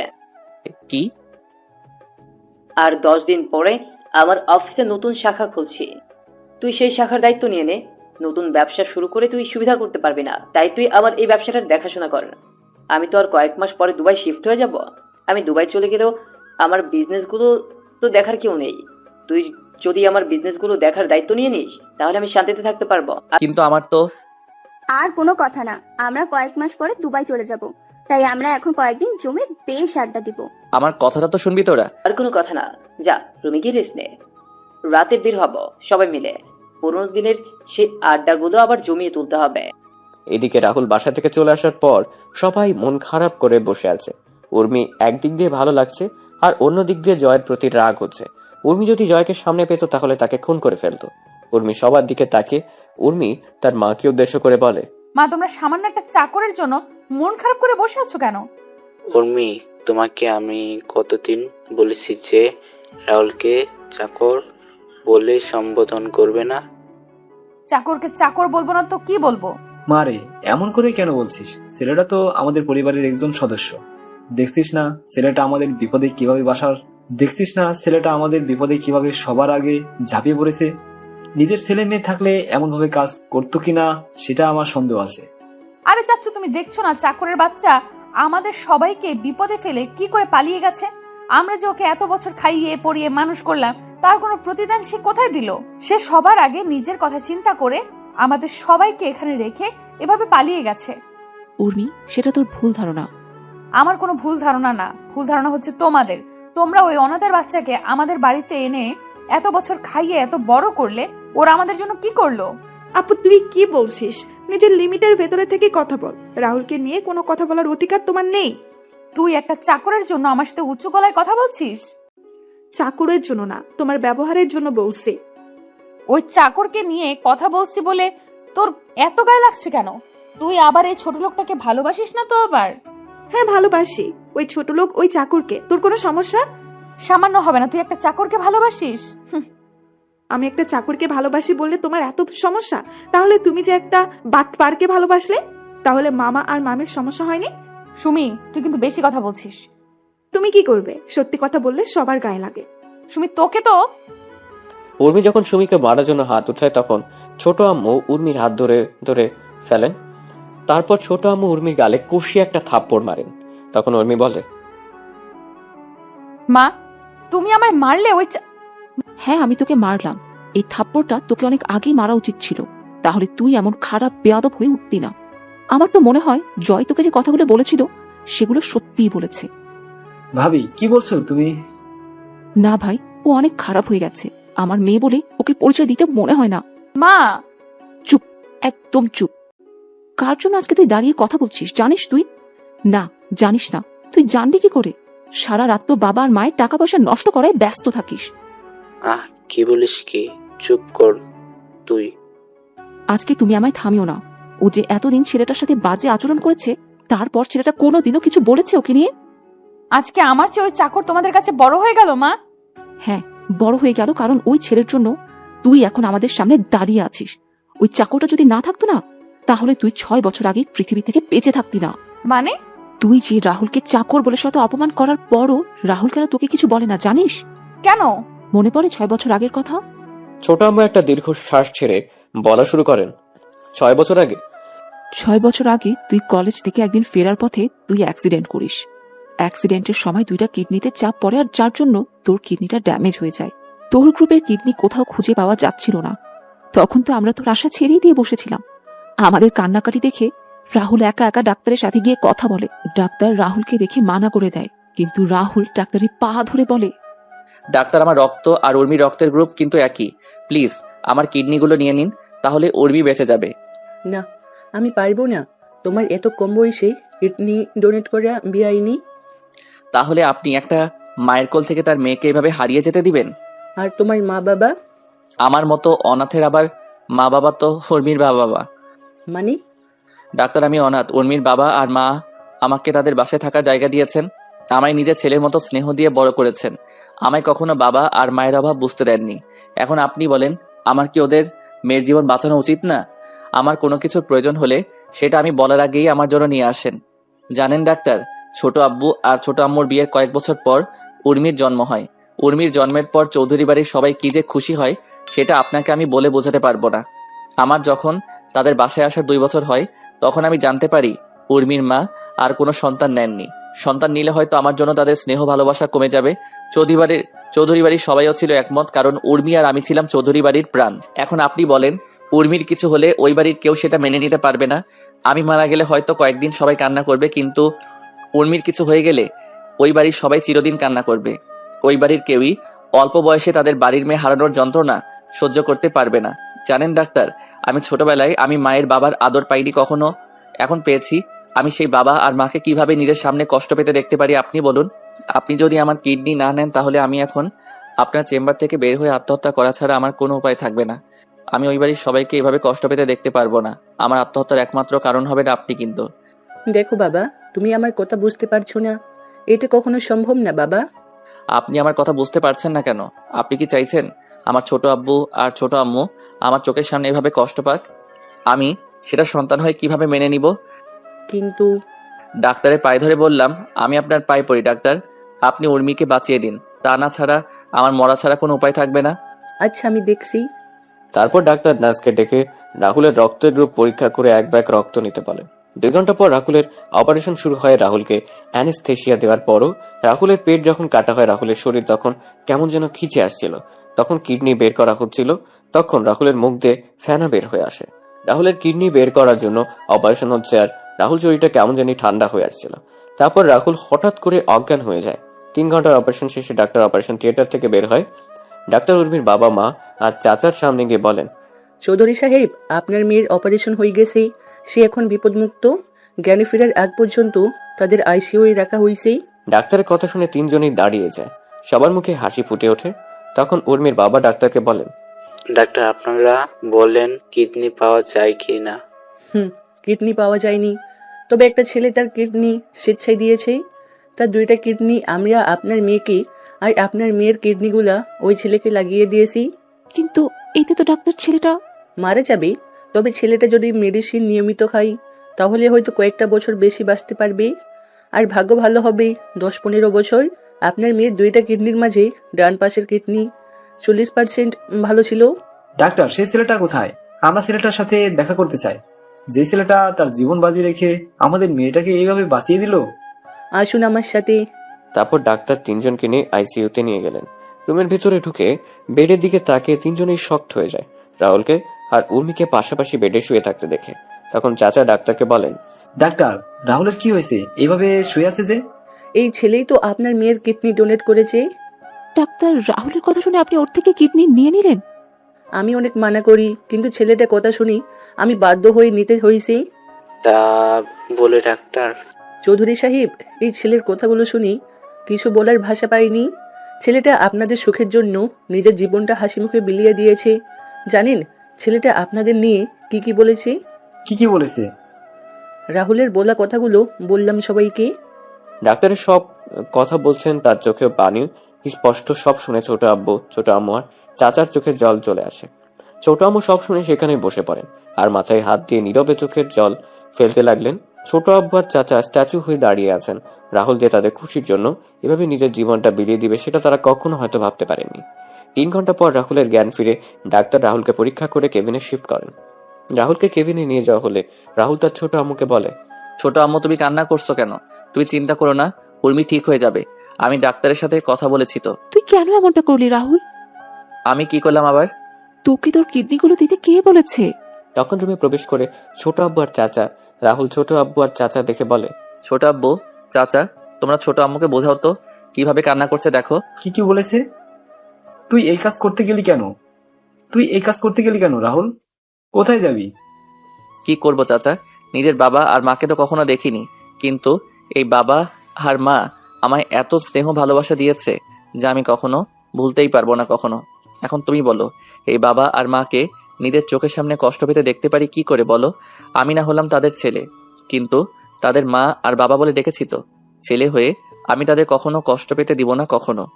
ছোট আম্মু রাহুলের কথা শুনে রাহুলকে জড়িয়ে ধরে চিৎকার দিয়ে কান্না করছেন। রাহুল আর ছোট আম্মু শান্ত করার চেষ্টা করছে। এদিকে ছোট আব্বু আর চাচা চোখের জল মোছায় ব্যস্ত। কিছুক্ষণ পর উর্মির জ্ঞান ফেরার খবর নার্স এসে দিয়ে যায়। তখন রাহুল সবাইকে উর্মির কাছে যাওয়ার জন্য বলে। তখন সবাই উর্মির কাছে যায়।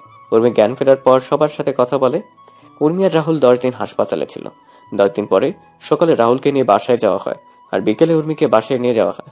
উর্মি রাহুলকে হাসপাতালে দেখে কিছুটা অবাক হয়। তখন তার মাকে জিজ্ঞেস করে। তখন তার মা বলেন রাহুল অ্যাক্সিডেন্ট করেছে। উর্মি তার মায়ের কথাটা শুনে কেন জানি মনে হলো তার মা মিথ্যে বলছে। তারপরও উর্মি আর কোনো কথা বলেনি।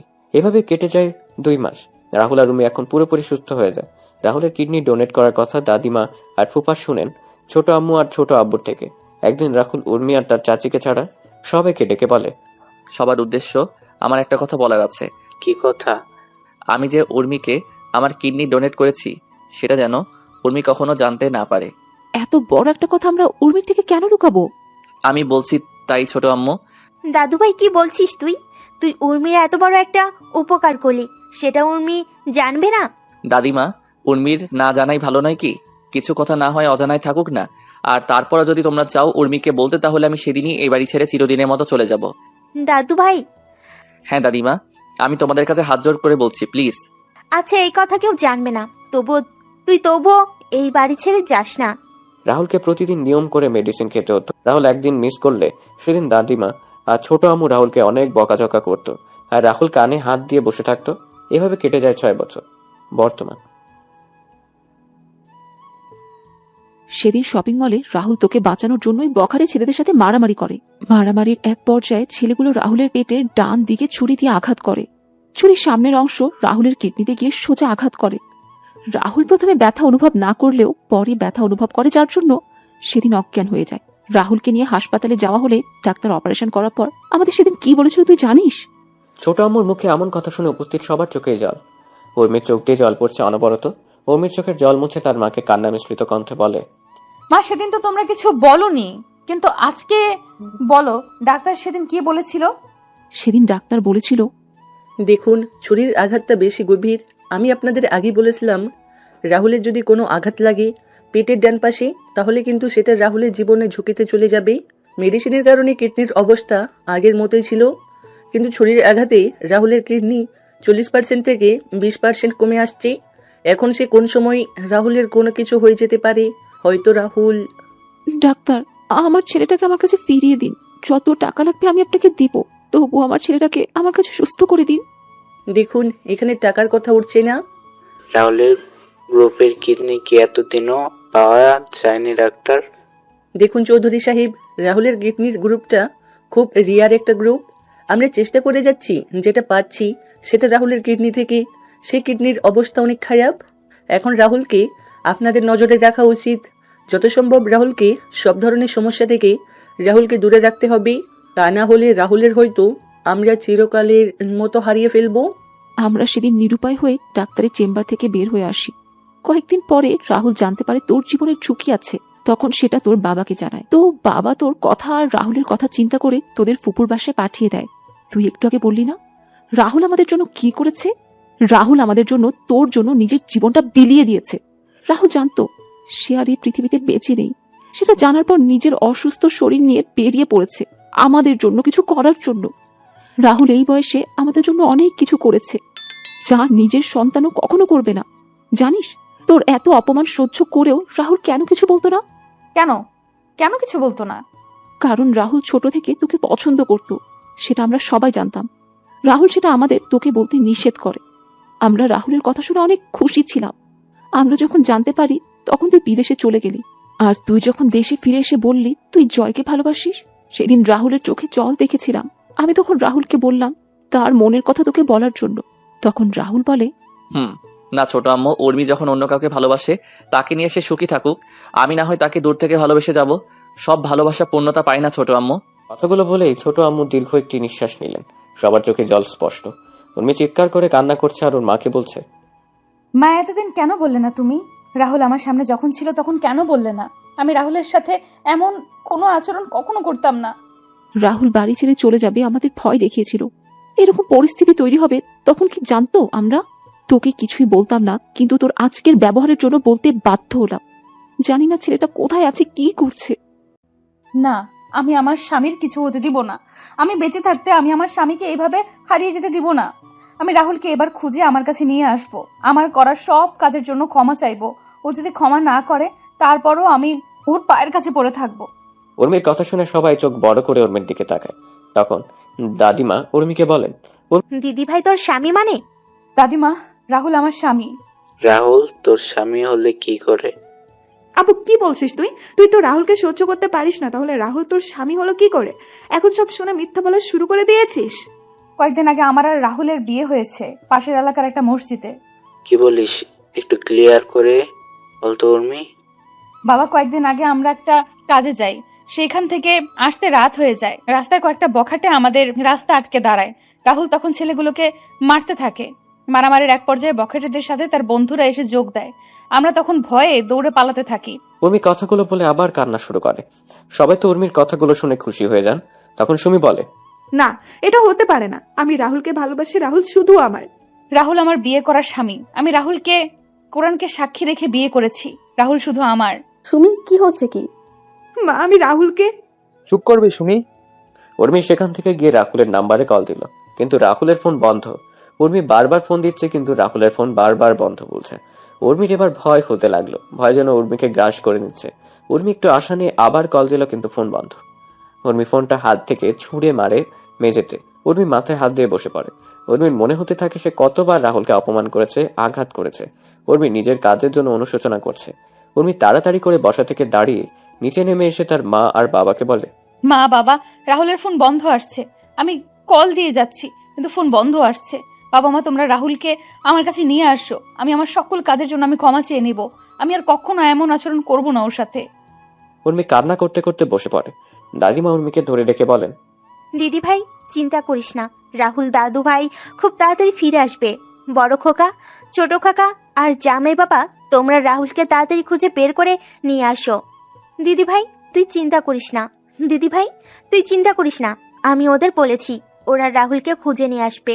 ছোট আব্বু, চাচা আর ফুপা রাহুলের খোঁজে বেরিয়ে পড়েন। শত চেষ্টা করেও রাহুলের খোঁজ না পেয়ে তারা অসহায়ের মতো ফিরে আসেন। উর্মিও পাগলামি শুরু করে। এদিকে রাহুল, সুফিয়ান, মিতু আর নমির সাথে বেশ আনন্দের দিন কাটাচ্ছে। শত আনন্দের মাঝেও রাহুলের সবার কথা মনে পড়ে উর্মির কথাগুলো। রাহুল চট্টগ্রাম এসে তার ফোন থেকে পুরাতন সিম খুলে নতুন অ্যাক্টিভ করে নেয়। রাহুল ঠিক করে নেয় সে যতদিন পর্যন্ত জয়ের কাছ থেকে চৌধুরী বাড়ির সকল সম্পত্তি ফিরিয়ে না আনছে ততদিন সে কারোর সাথে যোগাযোগ করবে না। এভাবে কেটে যায় 1 মাস। সুফিয়ান, মিতু আর নমি চলে যায় দুবাই। রাহুল সিলেটের অফিসের দায়িত্ব নেয়। এইদিকে উর্মি রাহুলের কোনো খোঁজ না পেয়েও হাল ছাড়েনি। উর্মি সহ বাকি সবাই রাহুলের খোঁজ এখনো করে যাচ্ছে। এভাবে কেটে যায় 5 বছর। আজকে রাহুল বাংলাদেশের টপ বিজনেসম্যানদের মাঝে রাহুল একজন। রাহুলের কাছে এখন যা টাকা পয়সা, বাড়ি গাড়ি আছে তাতে জয়ের মতো কয়েকশো জয়কে কেনা যাবে। রাহুল এখন তারা খেলা শুরু করে দিল। রাহুল তার পিএকে বলে, রাজীব, কালকে থেকে জয়ের কোম্পানির সকল অর্ডার আমরা যাতে পেতে পারি সেই ব্যবস্থা করো। স্যার আমি দেখছি বললে হবে না রাজীব, 2 মাসের ভিতরে আমি জয়কে রাস্তায় দেখতে চাই। জয়কে যারা অর্ডার দেয় তাদের একটা লিস্ট করে আমার কাছে দুপুরের আগে দাও। আমি সবার সাথে কথা বলে আমাদের তৈরি করা প্রোডাক্টের স্যাম্পল তাদের দিয়ে আসবো। স্যার আমি নিয়ে আসছি কিছুক্ষণের মধ্যে। রাজীব রুম থেকে বেরিয়ে গিয়ে লিস্ট তৈরি করতে থাকে। তখন রাহুল তার উকিলকে কল দিয়ে বলে একটা ডিভোর্স পেপার রেডি করার জন্য। উকিলের সাথে কথা বলে রাহুল ফোন কেটে দিয়ে সুফিয়ানকে কল দিল। সুফিয়ান ফোন রিসিভ করে বলে, হ্যাঁ বন্ধু বল। সকল হিসাব দেখে নিয়েছিস তো তুই? রাহুল, তোকে না বলছি এই কোম্পানি আমি তোর নামে লিখে দিয়ে আসছি, তাহলে কেন আমায় সব কিছুর হিসাব দিচ্ছিস? বন্ধু, কোনো কিছু আমার না, এইগুলো তোর আছে, তোর থাকবে। শালা, তোরে যদি হাতের কাছে পেতাম কি করতি? ভর্তা করে দিতাম। ও আচ্ছা, মিতু আর নমি কেমন আছে? মিতু নমিকে খাইয়ে দিচ্ছে। বন্ধু, কালকে থেকে জয়ের পতন শুরু হবে। তাহলে তো ভালোই। তোরা কবে আসছিস বাংলাদেশে? দেখি, শিওর বলতে পারছি না। তোদের দেখার খুব ইচ্ছে করছে, যদি পারিস তাহলে আসিস। আচ্ছা আচ্ছা। রাখছি তাহলে। আচ্ছা। রাহুল ফোনটা রেখে ক্যান্টিনে চলে যায়। রাহুল ক্যান্টিন থেকে খাওয়া দাওয়া করে আবার কাজ করতে থাকে। রাহুল কাজ করছিল তখন রাজীব রুমে আসে আর বলে, স্যার এই যে লিস্টগুলো। লিস্টগুলো দেখে বুঝতে পারলাম বেশিরভাগ অর্ডার দুবাই থেকে এসেছে, আর কয়েকটা অর্ডার ইন্ডিয়া থেকে। দুবাই একটা কোম্পানির অর্ডার দেখে আমার চোখ আটকে গেল। আমি ফোন নিয়ে সুফিয়ানকে কল দিলাম। সুফিয়ান ফোন রিসিভ করতেই আমি সুফিয়ানকে বললাম, তুই কি এখন ফ্রি আছিস? তোর সাথে কথা বলার জন্য আমি সবসময় ফ্রি আছি, বল কি বলবি। দুবাইয়ের একটা কোম্পানি জয়েন্ট কোম্পানিকে 10.5 কোটি টাকার অর্ডার দিয়েছে। কি বলছিস কি তুই? এটা দেখে আমিও তো অবাক হয়ে গেছি। কোম্পানির নাম কি? আরজি কোম্পানি। কি? হ্যাঁ। আজকে রাতে তো আরজি কোম্পানির সাথে আমার মিটিং আছে। তাহলে তো ভালোই। শোন, তোকে একটা কাজ করতে হবে আমার। আমি বুঝে গেছি কি করতে হবে, তুই চিন্তা করিস না। আজকে আমি ওই কোম্পানি জয়ের সাথে চুক্তি বাতিল করে তোর সাথে চুক্তিতে যাবে। ধন্যবাদ বন্ধু। আর কোনো কোম্পানি আছে কি? বাকিটা আমি সামলে নিব বন্ধু, তুই শুধু এই কাজটা করে দে। চিন্তা করিস না, কালকে সকালে একটা মেল তোর কাছে যাবে।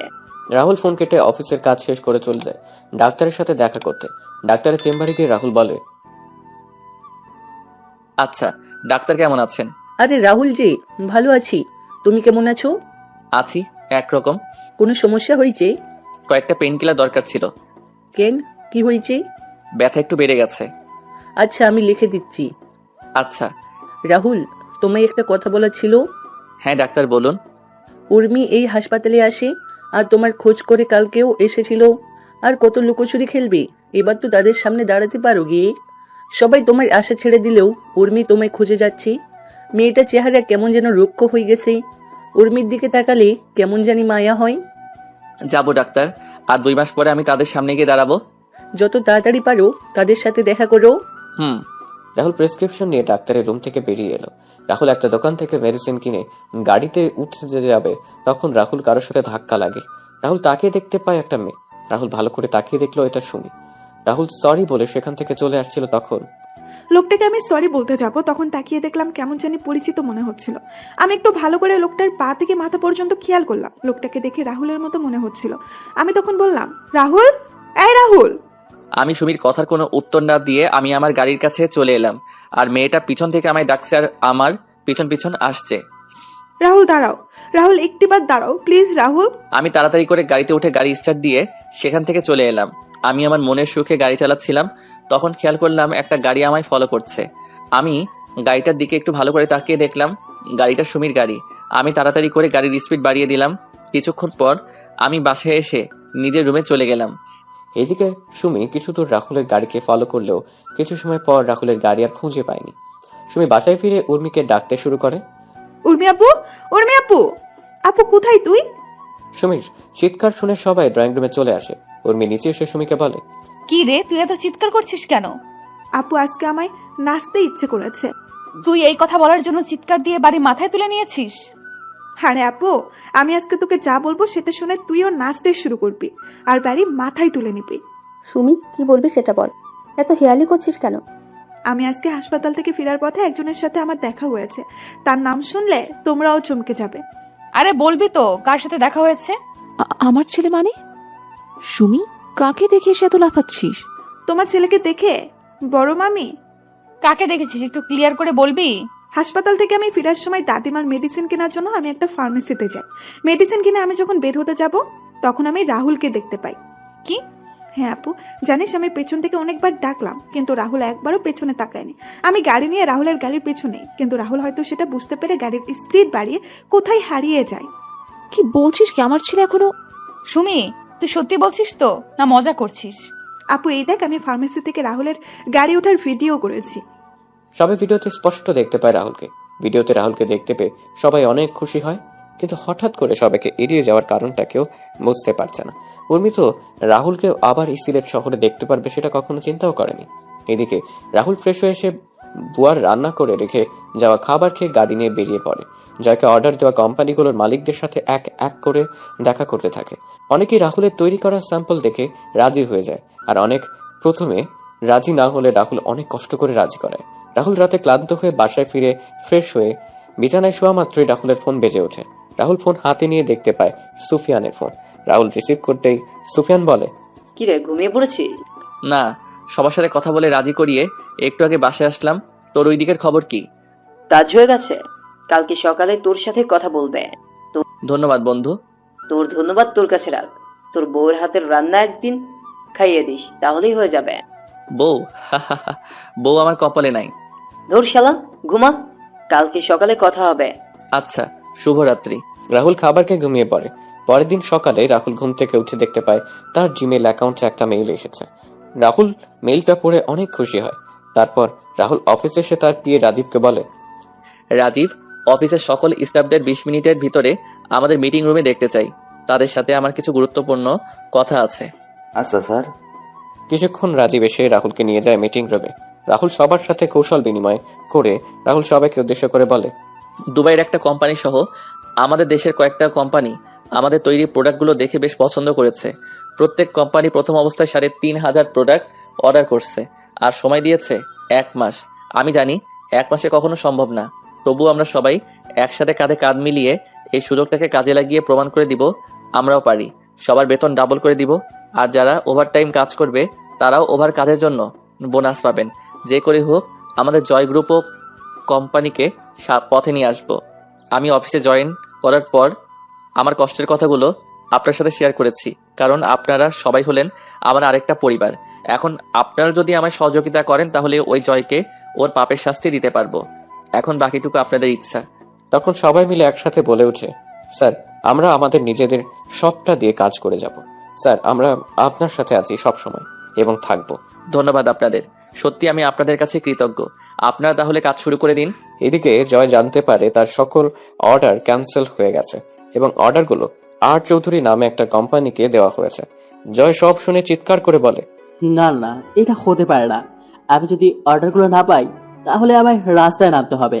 ব্যাংক থেকে নেওয়ার ঋণ যদি পরিশোধ করতে না পারি তাহলে আমার সবকিছু শেষ হয়ে যাবে। জয় যখন অফিস থেকে বের হয়ে যাবে তখন তার কোম্পানির শ্রমিকরা এসে জয়কে বলে তাদের বেতন দেওয়ার জন্য। 3 মাসের দেওয়ার জন্য আর ফ্যাক্টরি কয়েকটা মেশিন নষ্ট হয়ে গেছে। কিসের বেতন? তোদের কোনো বেতন এখন দেওয়া যাবে না। চুপচাপ গিয়ে কাজ কর, নাহলে সব কটাকে বের করে দেব। মেশিনগুলো নিজেরা ঠিক কর গিয়ে। তখন শ্রমিকরা বলে যদি বেতন না দেওয়া হয় তাহলে তারা আর চৌধুরী কোম্পানি কাজ করবে। শ্রমিকদের কথা শুনে জয়ের লোকেরা রেগে গিয়ে লাঠি হাতে শ্রমিকদের উপর হামলা করে। এইদিকে রাহুল তার অফিস থেকে সবকিছু বসে দেখছে আর হাসছে। এভাবে কেটে যায় 2 মাস। রাহুল সকল কোম্পানির অর্ডারগুলো সঠিক সময়ে পূরণ করতে পেরেছে। রাহুল তার অর্জিত টাকা থেকে তার কোম্পানির স্টাফদের ডাবল বেতন সহ বোনাস প্রদান করে কোম্পানির সবাই অনেক খুশি আজকে। এদিকে ব্যাংক জয়ের সবকিছু বাজেয়াপ্ত করে নিলামে তুলে। জয় চুপচাপ বসে আছে এক কোণে। জয় অনেক চেষ্টা করেছিল আর চৌধুরীর সাথে দেখা করার জন্য, কিন্তু পারেনি, তাই জয় বসে আছে। নিলামে জয় সম্পত্তি অনেক বিজনেসম্যান কেনার জন্য বসে আছে। নিলাম শুরু হলে একজন করে তাদের বাজেট অনুযায়ী দাম বলছে। নিলামের শেষ পর্যায়ে সে রাহুল বলে ওঠে, 80 কোটি টাকা। 80 কোটি টাকা শুনে সবাই পেছনে তাকিয়ে দেখতে পায় রাহুলকে। সবাই অবাক হয়ে তাকিয়ে আছে। তখন নিলাম কর্মী মাইকে ঘোষণা করে জয় সম্পত্তি 80 কোটি টাকায় বিক্রি করে দেয়। রাহুল টাকা পরিশোধ করে কাগজ বুঝে নিয়ে যখন চলে যাবে তখন জয় রাহুলের সামনে এসে বলে, কে তুই? 40 কোটি টাকার সম্পত্তি তুই 80 কোটি টাকা দিয়ে কিনে নিলি? তখন রাজীব পাশ থেকে বলে ওঠে, উনি হচ্ছেন বাংলাদেশের টপ বিজনেসম্যান রাহুল চৌধুরী। কি? তার মানে তুই আমায় এভাবে রাস্তায় নামিয়ে নিয়ে এসেছিস? রাস্তার কুত্তাকে তো রাস্তাতেই সুন্দর বানায়। তুই কি বললি? তুই যেভাবে আমার ছোট আব্বুর কাছ থেকে ওনার সম্পত্তি হাতিয়ে নিয়েছিলি, ঠিক তেমনি আমি সেই সম্পত্তিগুলো তোর কাছ থেকে নিয়ে নিলাম। আমি অবশ্য তোর মতো বেইমানি করে নেইনি, আমি লিগালি নিয়েছি সব। ছোট আব্বু মানে? আর কে তুই? তোকে তো চেনা চেনা মনে হচ্ছে। মনে আছে এই বাড়িতে এই জায়গায় দাঁড়িয়ে তোকে আমি কি বলেছিলাম? কি বলেছিলি? জায়গা এটা থাকবে, বাড়িও এটা থাকবে, তফাৎ শুধু হবে আমি বাড়ির মালিক আর আপনি রাস্তার কুত্তা হবেন। রাহুল তুই? যাক, চিনতে পেরেছেন তাহলে। কিন্তু কি করে তুই? চৌধুরী বাড়ির চাকর যখন টপ বিজনেসম্যান, এটা বিশ্বাস হচ্ছে না? জানেন তো, ইচ্ছেটা যদি পবিত্র হয় তাহলে সৃষ্টিকর্তা কাউকে কখনো নিরাশ করেন না। আমার ইচ্ছেটা ছিল পবিত্র, তাই তো আমি বাংলাদেশের টপ বিজনেসম্যান। আপনাকে আপনার শ্বশুর বাড়ি নিয়ে যাওয়ার জন্য বাইরে আপনার শালা আর সম্বন্ধীরা অপেক্ষা করছে। আজকে আসি তাহলে। এদিকে সবাই নিউজে দেখছে কোন এক আর চৌধুরী 80 কোটি টাকা দিয়ে দেউলিয়া জয়ের সমস্ত সম্পত্তি কিনে নিয়েছে। এই নিউজ দেখে সবার মনে হাসি ফুটে ওঠে। তখন দাদিমা বলেন, দেখেছো তোমরা সৃষ্টিকর্তা কিভাবে শয়তানকে শাস্তি দিয়েছে? আমি বলেছিলাম না, জয় তার পাপের শাস্তি একদিন ঠিকই পাবে। হ্যাঁ মা, সৃষ্টিকর্তা আপনার কথা শুনেছেন। এখন শুধু আমার ছেলেটাকে আমার কাছে যেন ফিরিয়ে দেন, সেটাই সৃষ্টিকর্তার কাছে চাই। এদিকে রাহুল গাড়িতে এসে রাজীব আর ড্রাইভারকে বিদায় দিয়ে রাহুল নিজে গাড়ি ড্রাইভ করা শুরু করে। রাহুল চিন্তা করছে ওই বাড়ির সবাই যখন জানতে পারবে তারা তাদের হারানো সবকিছু ফিরে পেয়েছে তখন তারা কতটা খুশি হবে। রাহুল কোর্টে এসে ডিভোর্সের কাগজটা নিয়ে ফুফুদের বাসার উদ্দেশ্যে রওনা দিল। হঠাৎ করে রাহুলের পেটের ডান পাশে ব্যথা শুরু হয়, সাথে রাহুলের মুখ দিয়ে রক্ত পড়া শুরু হয়। রাহুল গাড়ি থামিয়ে গাড়ি থেকে নেমে জল দিয়ে মুখ ধুয়ে একটা পেইন কিলার খেয়ে নেয়। রাহুল গাড়িতে এসে আবার গাড়ি চালানো শুরু করে, কিন্তু ব্যথাটা যেন কমছে না। রাহুল ফুফাদের বাসায় এসে পৌঁছতে সন্ধ্যা হয়ে যায়। রাহুল বাসার কাছে এসে বেল বাজায়। কিছুক্ষণ পর রাহুলের ফুফু এসে দরজা খুলে দিলেন। রাহুলকে দেখে তো ফুফু অবাক হয়ে যান। ফুফু রাহুলকে জড়িয়ে ধরে কান্না করে দিলেন। রাহুল ফুপুকে শান্ত করে তখন ফুফু রাহুলকে বলেন, রাহুল কেমন আছিস তুই? এতদিন পরে আমাদের কথা মনে পড়লো তোর? মনে পড়তো, কিন্তু কাজের জন্য আসতে পারিনি। তুমি কেমন আছো ফুপু? এতদিন ভালো ছিলাম না, এখন থেকে ভালো থাকবো। আর জয়কে রাস্তায় না নামিয়ে আসতাম কি করে বলো তুমি? মানে? বাকি সবাই কোথায় ফুপু? সবাই বাসায় আছে, তুই দাঁড়া, আমি ডাকছি সবাইকে। ভাইয়া, ভাবি, মা, উর্মি, সুমি কোথায় তোমরা? তাড়াতাড়ি নিচে আসো, দেখে যাও কে আসছে। ফুফুর আওয়াজ শুনে সবাই নিচে আসে। নিচে এসে সবাই রাহুলকে দেখে তো অবাক। ছোট আম্মু রাহুলকে জড়িয়ে ধরে কান্না শুরু করে দিলেন। রাহুল ছোট আম্মুকে জড়িয়ে ধরে আছে। উর্মি রাহুলকে দেখে উর্মির মুখে ফুটে উঠে এক তৃপ্তির হাসি। তখন দাদিমা রাহুলকে ধরে কান্না করে বলেন, দাদু ভাই, এতদিন পরে আমাদের কথা মনে পড়লো তোর? এবার হয়তো মরতে পারবো শান্তিতে। সৃষ্টিকর্তা হয়তো তোকে দেখা পাওয়ার জন্যই আমায় এতদিন বাঁচিয়ে রেখেছিলেন। আমি দাদিমাকে জড়িয়ে ধরে বললাম, কি করব? তোমাদের সাথে জয় যা করেছে সেটার প্রতিশোধ নিতে হবে না? জয় থেকে সবকিছু ফিরিয়ে আনার জন্যই তো আমি এতদিন ধরে আমি আসতে পারিনি। তবে আজকে জয়ের থেকে সবকিছু ফিরিয়ে নিয়ে আসছি। আর রইল তোমার মরার কথা। তোমার এই নাতি থাকতে কার এত সাহস আছে যে তোমায় নিয়ে যাবে? ফিরিয়ে আনার জন্য মানে? আজকে আর চৌধুরী নামে একজন জয়ের সকল সম্পত্তি কিনে নিয়েছে। ছোট আব্বু, আমি জয়ের থেকে সবকিছু কেড়ে নেওয়া সেই আর চৌধুরী। কথাটা বলে রাহুল একবার সবার দিকে তাকিয়ে নিল। এক নজরে রাহুল দেখলো সবাই তার দিকে এক দৃষ্টিতে তাকিয়ে আছে। তখন রাহুল তার সাথে আনা সুটকেস থেকে একটা ফাইল বের করে। তার ছোট আব্বু বলে, ছোট আব্বু, এই ফাইলটা নাও। এটা কিসের ফাইল? জয় যা তোমার কাছ থেকে বেইমানি করে নিয়েছিল আমি সেইগুলো আবার তোমার কাছে ফিরিয়ে দিলাম। তোমারই ছেলে তোমাকে বলেছিল তোমার হারানো সবকিছু ফিরিয়ে দিব। এই নাও তোমার হারানো সবকিছু। রাহুলের কথা শুনে অবাক হয়ে আছে, কেউ কিছু বলছে না। তখন ছোট আম্মু রাহুলকে বললেন, কিন্তু তুই কি করে এসব করলি? খান গ্রুপ অব কোম্পানির মালিক ইসলাম খানের ছেলে হলো আমার বন্ধু সুফিয়ান। সুফিয়ানের সাথে আমি চট্টগ্রামে দেখা করি, তারপর সুফিয়ানকে সবকিছু খুলে বলি। তখন সুফিয়ান সব শুনে আমায় সাহায্য করে। তারপর আমি এই পর্যায়ে আসি। ছোট আম্মু, আমি চলে যাব একটু পরেই। রাহুলের কথা শুনে উর্মির মুখটা কালো হয়ে যায়। উর্মি সেখান থেকে তার রুমে চলে যায়। উর্মির চলে যাওয়া রাহুলের চোখ এড়ায়নি। রাহুল একবার উর্মির যাওয়ার দিকে তাকে আবার সবার দিকে মনোযোগ দিল। কোথায় যাবি তুই? কোথায় যাবি? কোথায় যাব জানি না, তবে হয়তো অনেক দূরে চলে যাব।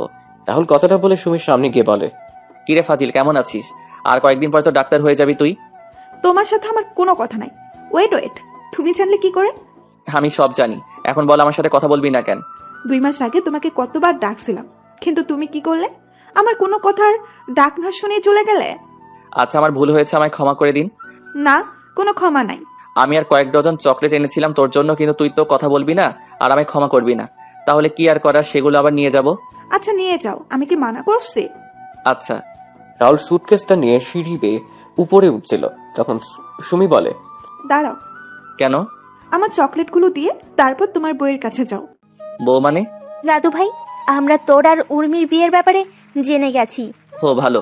কি হলো? চকলেট কই? এই নে চাবি, গাড়িতে গিয়ে দেখ রাখা আছে। এবার তোমার সাথে গিয়ে করতে পারো। কি করবো রে ফাজিল? দেখা। আর চকলেট আনার জন্য ধন্যবাদ বলেই চাবিটা নিয়ে আমি চকলেট আনতে চলে গেলাম। রাহুল সিঁড়ি বেয়ে উপরে যাচ্ছে আর বাকি সবাই হাসছে। রাহুল একবার সবার দিকে তাকিয়ে উপরে চলে যায়। রাহুল উর্মির দরজার সামনে গিয়ে কড়া নাড়ে। তখন উর্মি বলে, কে? ম্যাডাম, আমি রাহুল। কি চাই? আমার কিছু চাই না ম্যাডাম, অনেক কিছু পেয়েছি আপনার আর এই পরিবার থেকে। আপনাকে কিছু দিতে চাই ম্যাডাম। আয়, ভেতরে আয়। ম্যাডামের কণ্ঠ শুনে বুঝতে পারলাম ম্যাডাম কান্না করছিল। আমি রুমে ঢুকে ম্যাডামের দিকে তাকালাম, দেখলাম ম্যাডামের চোখ লাল হয়ে আছে আর চোখগুলো ফুলে আছে। ম্যাডামকে বললাম, ম্যাডাম কি হয়েছে? কই, কিছু হয়নি তো। উর্মি রাহুলের দিকে একবার তাকিয়ে অন্যদিকে মুখ ফিরিয়ে কথাটা বলল, তাহলে আপনি কান্না করছিলেন কেন? আমি কোথায় কান্না করছিলাম? আপনার চোখ মুখ দেখে বোঝা যাচ্ছে। আর বিশ্বাস না হলে পাঠক আর পাঠিকাতে জিজ্ঞেস করেন। কি জন্য আসছিস বল? তুই না বললি চলে যাবি? আপনার শেষ ইচ্ছেটা পূরণ করতে এলাম। কি? রাহুল হঠাৎ করে পেটে ধরে বসে পড়ে। রাহুলের হাত থেকে সুটকেসটা পড়ে যায়। সুটকেস পড়ার শব্দে উর্মি ঘুরে তাকায়। আমি তাকিয়ে দেখলাম রাহুল মেঝেতে পেটে হাত দিয়ে বসে আছে। আমি রাহুলের কাছে গিয়ে বললাম, রাহুল কি হয়েছে? আমি ঠিক আছি, আমায় একটু সুটকেসটা এগিয়ে দিবেন? তুই আগে বিছানায় বসে একটু রেস্ট নে, তারপর কথা বলা যাবে। না ম্যাডাম, আমার হাতে সময় নেই, আপনি সুটকেসটা দেন। সুটকেস মেঝেতে থেকে তুলে এনে রাহুলের হাতে দিলাম। সুটকেস থেকে ডিভোর্স পেপারটা বের করে আমি সাইড করে দিয়ে ম্যাডামের দিকে কাগজটা দিয়ে বললাম, ম্যাডাম এই কাগজটার জন্য আপনি হয়তো 5 বছর 2 মাস অপেক্ষা করেছেন। এত বছর অপেক্ষা করানোর জন্য আমি সত্যি দুঃখিত ম্যাডাম। ডিভোর্স পেপারে রাহুল সাইন করছে দেখে উর্মির চোখের কোণে জল চিকচিক করছে। যে কোনো সময় হয়তো জল গড়িয়ে পড়বে। উর্মি রাহুলের দিকে অশ্রুসিক্ত চোখে তাকিয়ে কান্না করে বলে, রাহুল আমায় ক্ষমা করা কি যায় না? কি জন্য ক্ষমা করব? তাহলে আমায় ডিভোর্স দিচ্ছ কেন? আপনি এই একটা জিনিসই তো আমার কাছে চেয়েছেন, আমি আপনাকে না করি কিভাবে? সবসময় তো আমায় বাদ দিন ওইসব কথা। রাহুল আমায় আপন করে নেওয়া যায় না? আগে সবকিছু কি ভোলা যায় না? ম্যাডাম আসি আমি, আমাদের ডিভোর্স হয়ে গেছে ম্যাডাম, আর এখন তো সব শেষ হয়ে গেছে। রাহুল প্লিজ আমায় মাফ করে দাও। আমি জানি আমি তোমার সাথে যা করেছি সেটা ক্ষমার অযোগ্য। আমি সেদিন সত্যিটা জানতে পেরেছি। সেদিন নিজের করা কাজের জন্য আর নিজের উপর ঘৃণা হয় আমার ডিভোর্স লাগবে না রাহুল। আমার শুধু তোমাকে প্রয়োজন, আর কখনো আমি তোমাকে অবহেলা করব না। আমায় একটা সুযোগ দাও তুমি। ম্যাডাম সেটা আর সম্ভব না।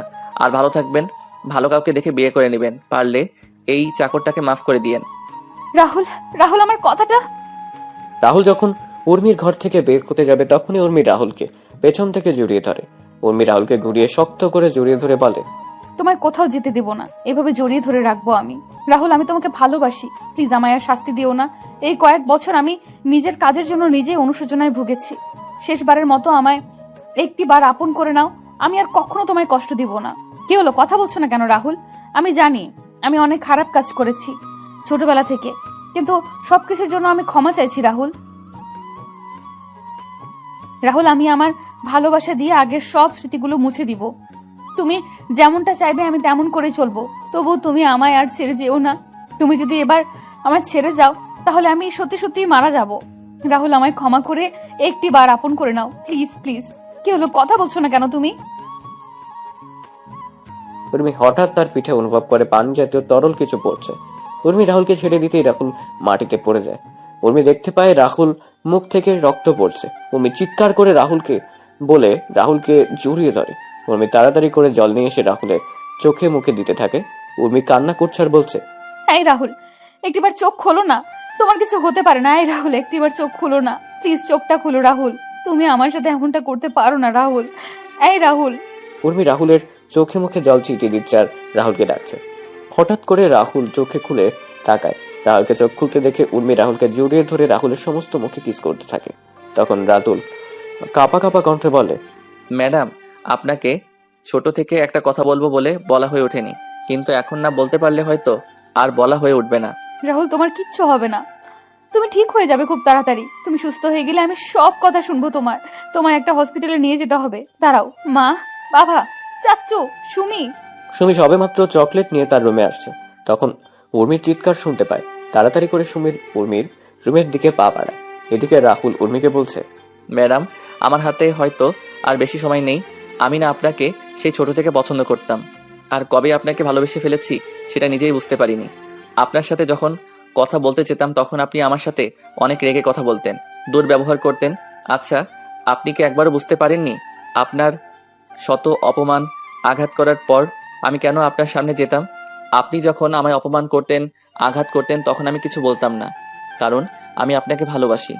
আপনার এমন আচরণে আমি অনেক কষ্ট পেতাম, কিন্তু সেগুলো প্রকাশ করতাম না। আচ্ছা ম্যাডাম, আমি চাকর বলি কি আপনার ভালোবাসা পাওয়ার অযোগ্য? সত্যি কি আপনি বুঝতে পারেননি আমার ভালোবাসা? রাহুল কথাগুলো বলছিল আর চোখ দিয়ে জল পড়ছিল। রাহুলের চোখগুলো ঝাপসা হয়ে আসছে। উর্মি রাহুলকে জড়িয়ে ধরে কান্না করে বলে, ভালোবাসি তো আমি তোমায়, অনেক ভালোবাসি Rahul. I love you Rahul, love you very much. চোখগুলো বন্ধ হয়ে আসছে। আমি ম্যাডামের দিকে তাকিয়ে আছি, তখন ম্যাডাম আবার বলেন, এই রাহুল কথা বলো না, ভালোবাসি তো আমি তোকে। তুই শুনতে পারছিস না? আমায় ক্ষমা করে দিয়ে আপন করে নিবি না, বল। আরে ম্যাডাম আপনি কি করছেন? আমার জন্য আপনাকে কান্না করার শোভা পায় না। দেখুন না ম্যাডাম, এই পৃথিবীতে এসেছিলাম অনাথ হয়ে, এখন যাচ্ছি অনাথ হয়ে, আর ক্ষমা তো আপনার কাছে চাওয়া উচিত আমার। আচ্ছা আমি আসি এবার ম্যাডাম। তখন সুমি রুমে এসে দেখতে পায় উর্মি মাটিতে বসে রাহুলকে জড়িয়ে ধরে কান্না করছে। তখন সুমি বলে, আপু রাহুলের কি হয়েছে, এই অবস্থা কেন? জানি না, হঠাৎ করে পেটে হাত দিয়ে বসে পড়ে আর মুখ দিয়ে রক্ত বের হচ্ছে। তুই তো ডাক্তার, একটু দেখ না বোন।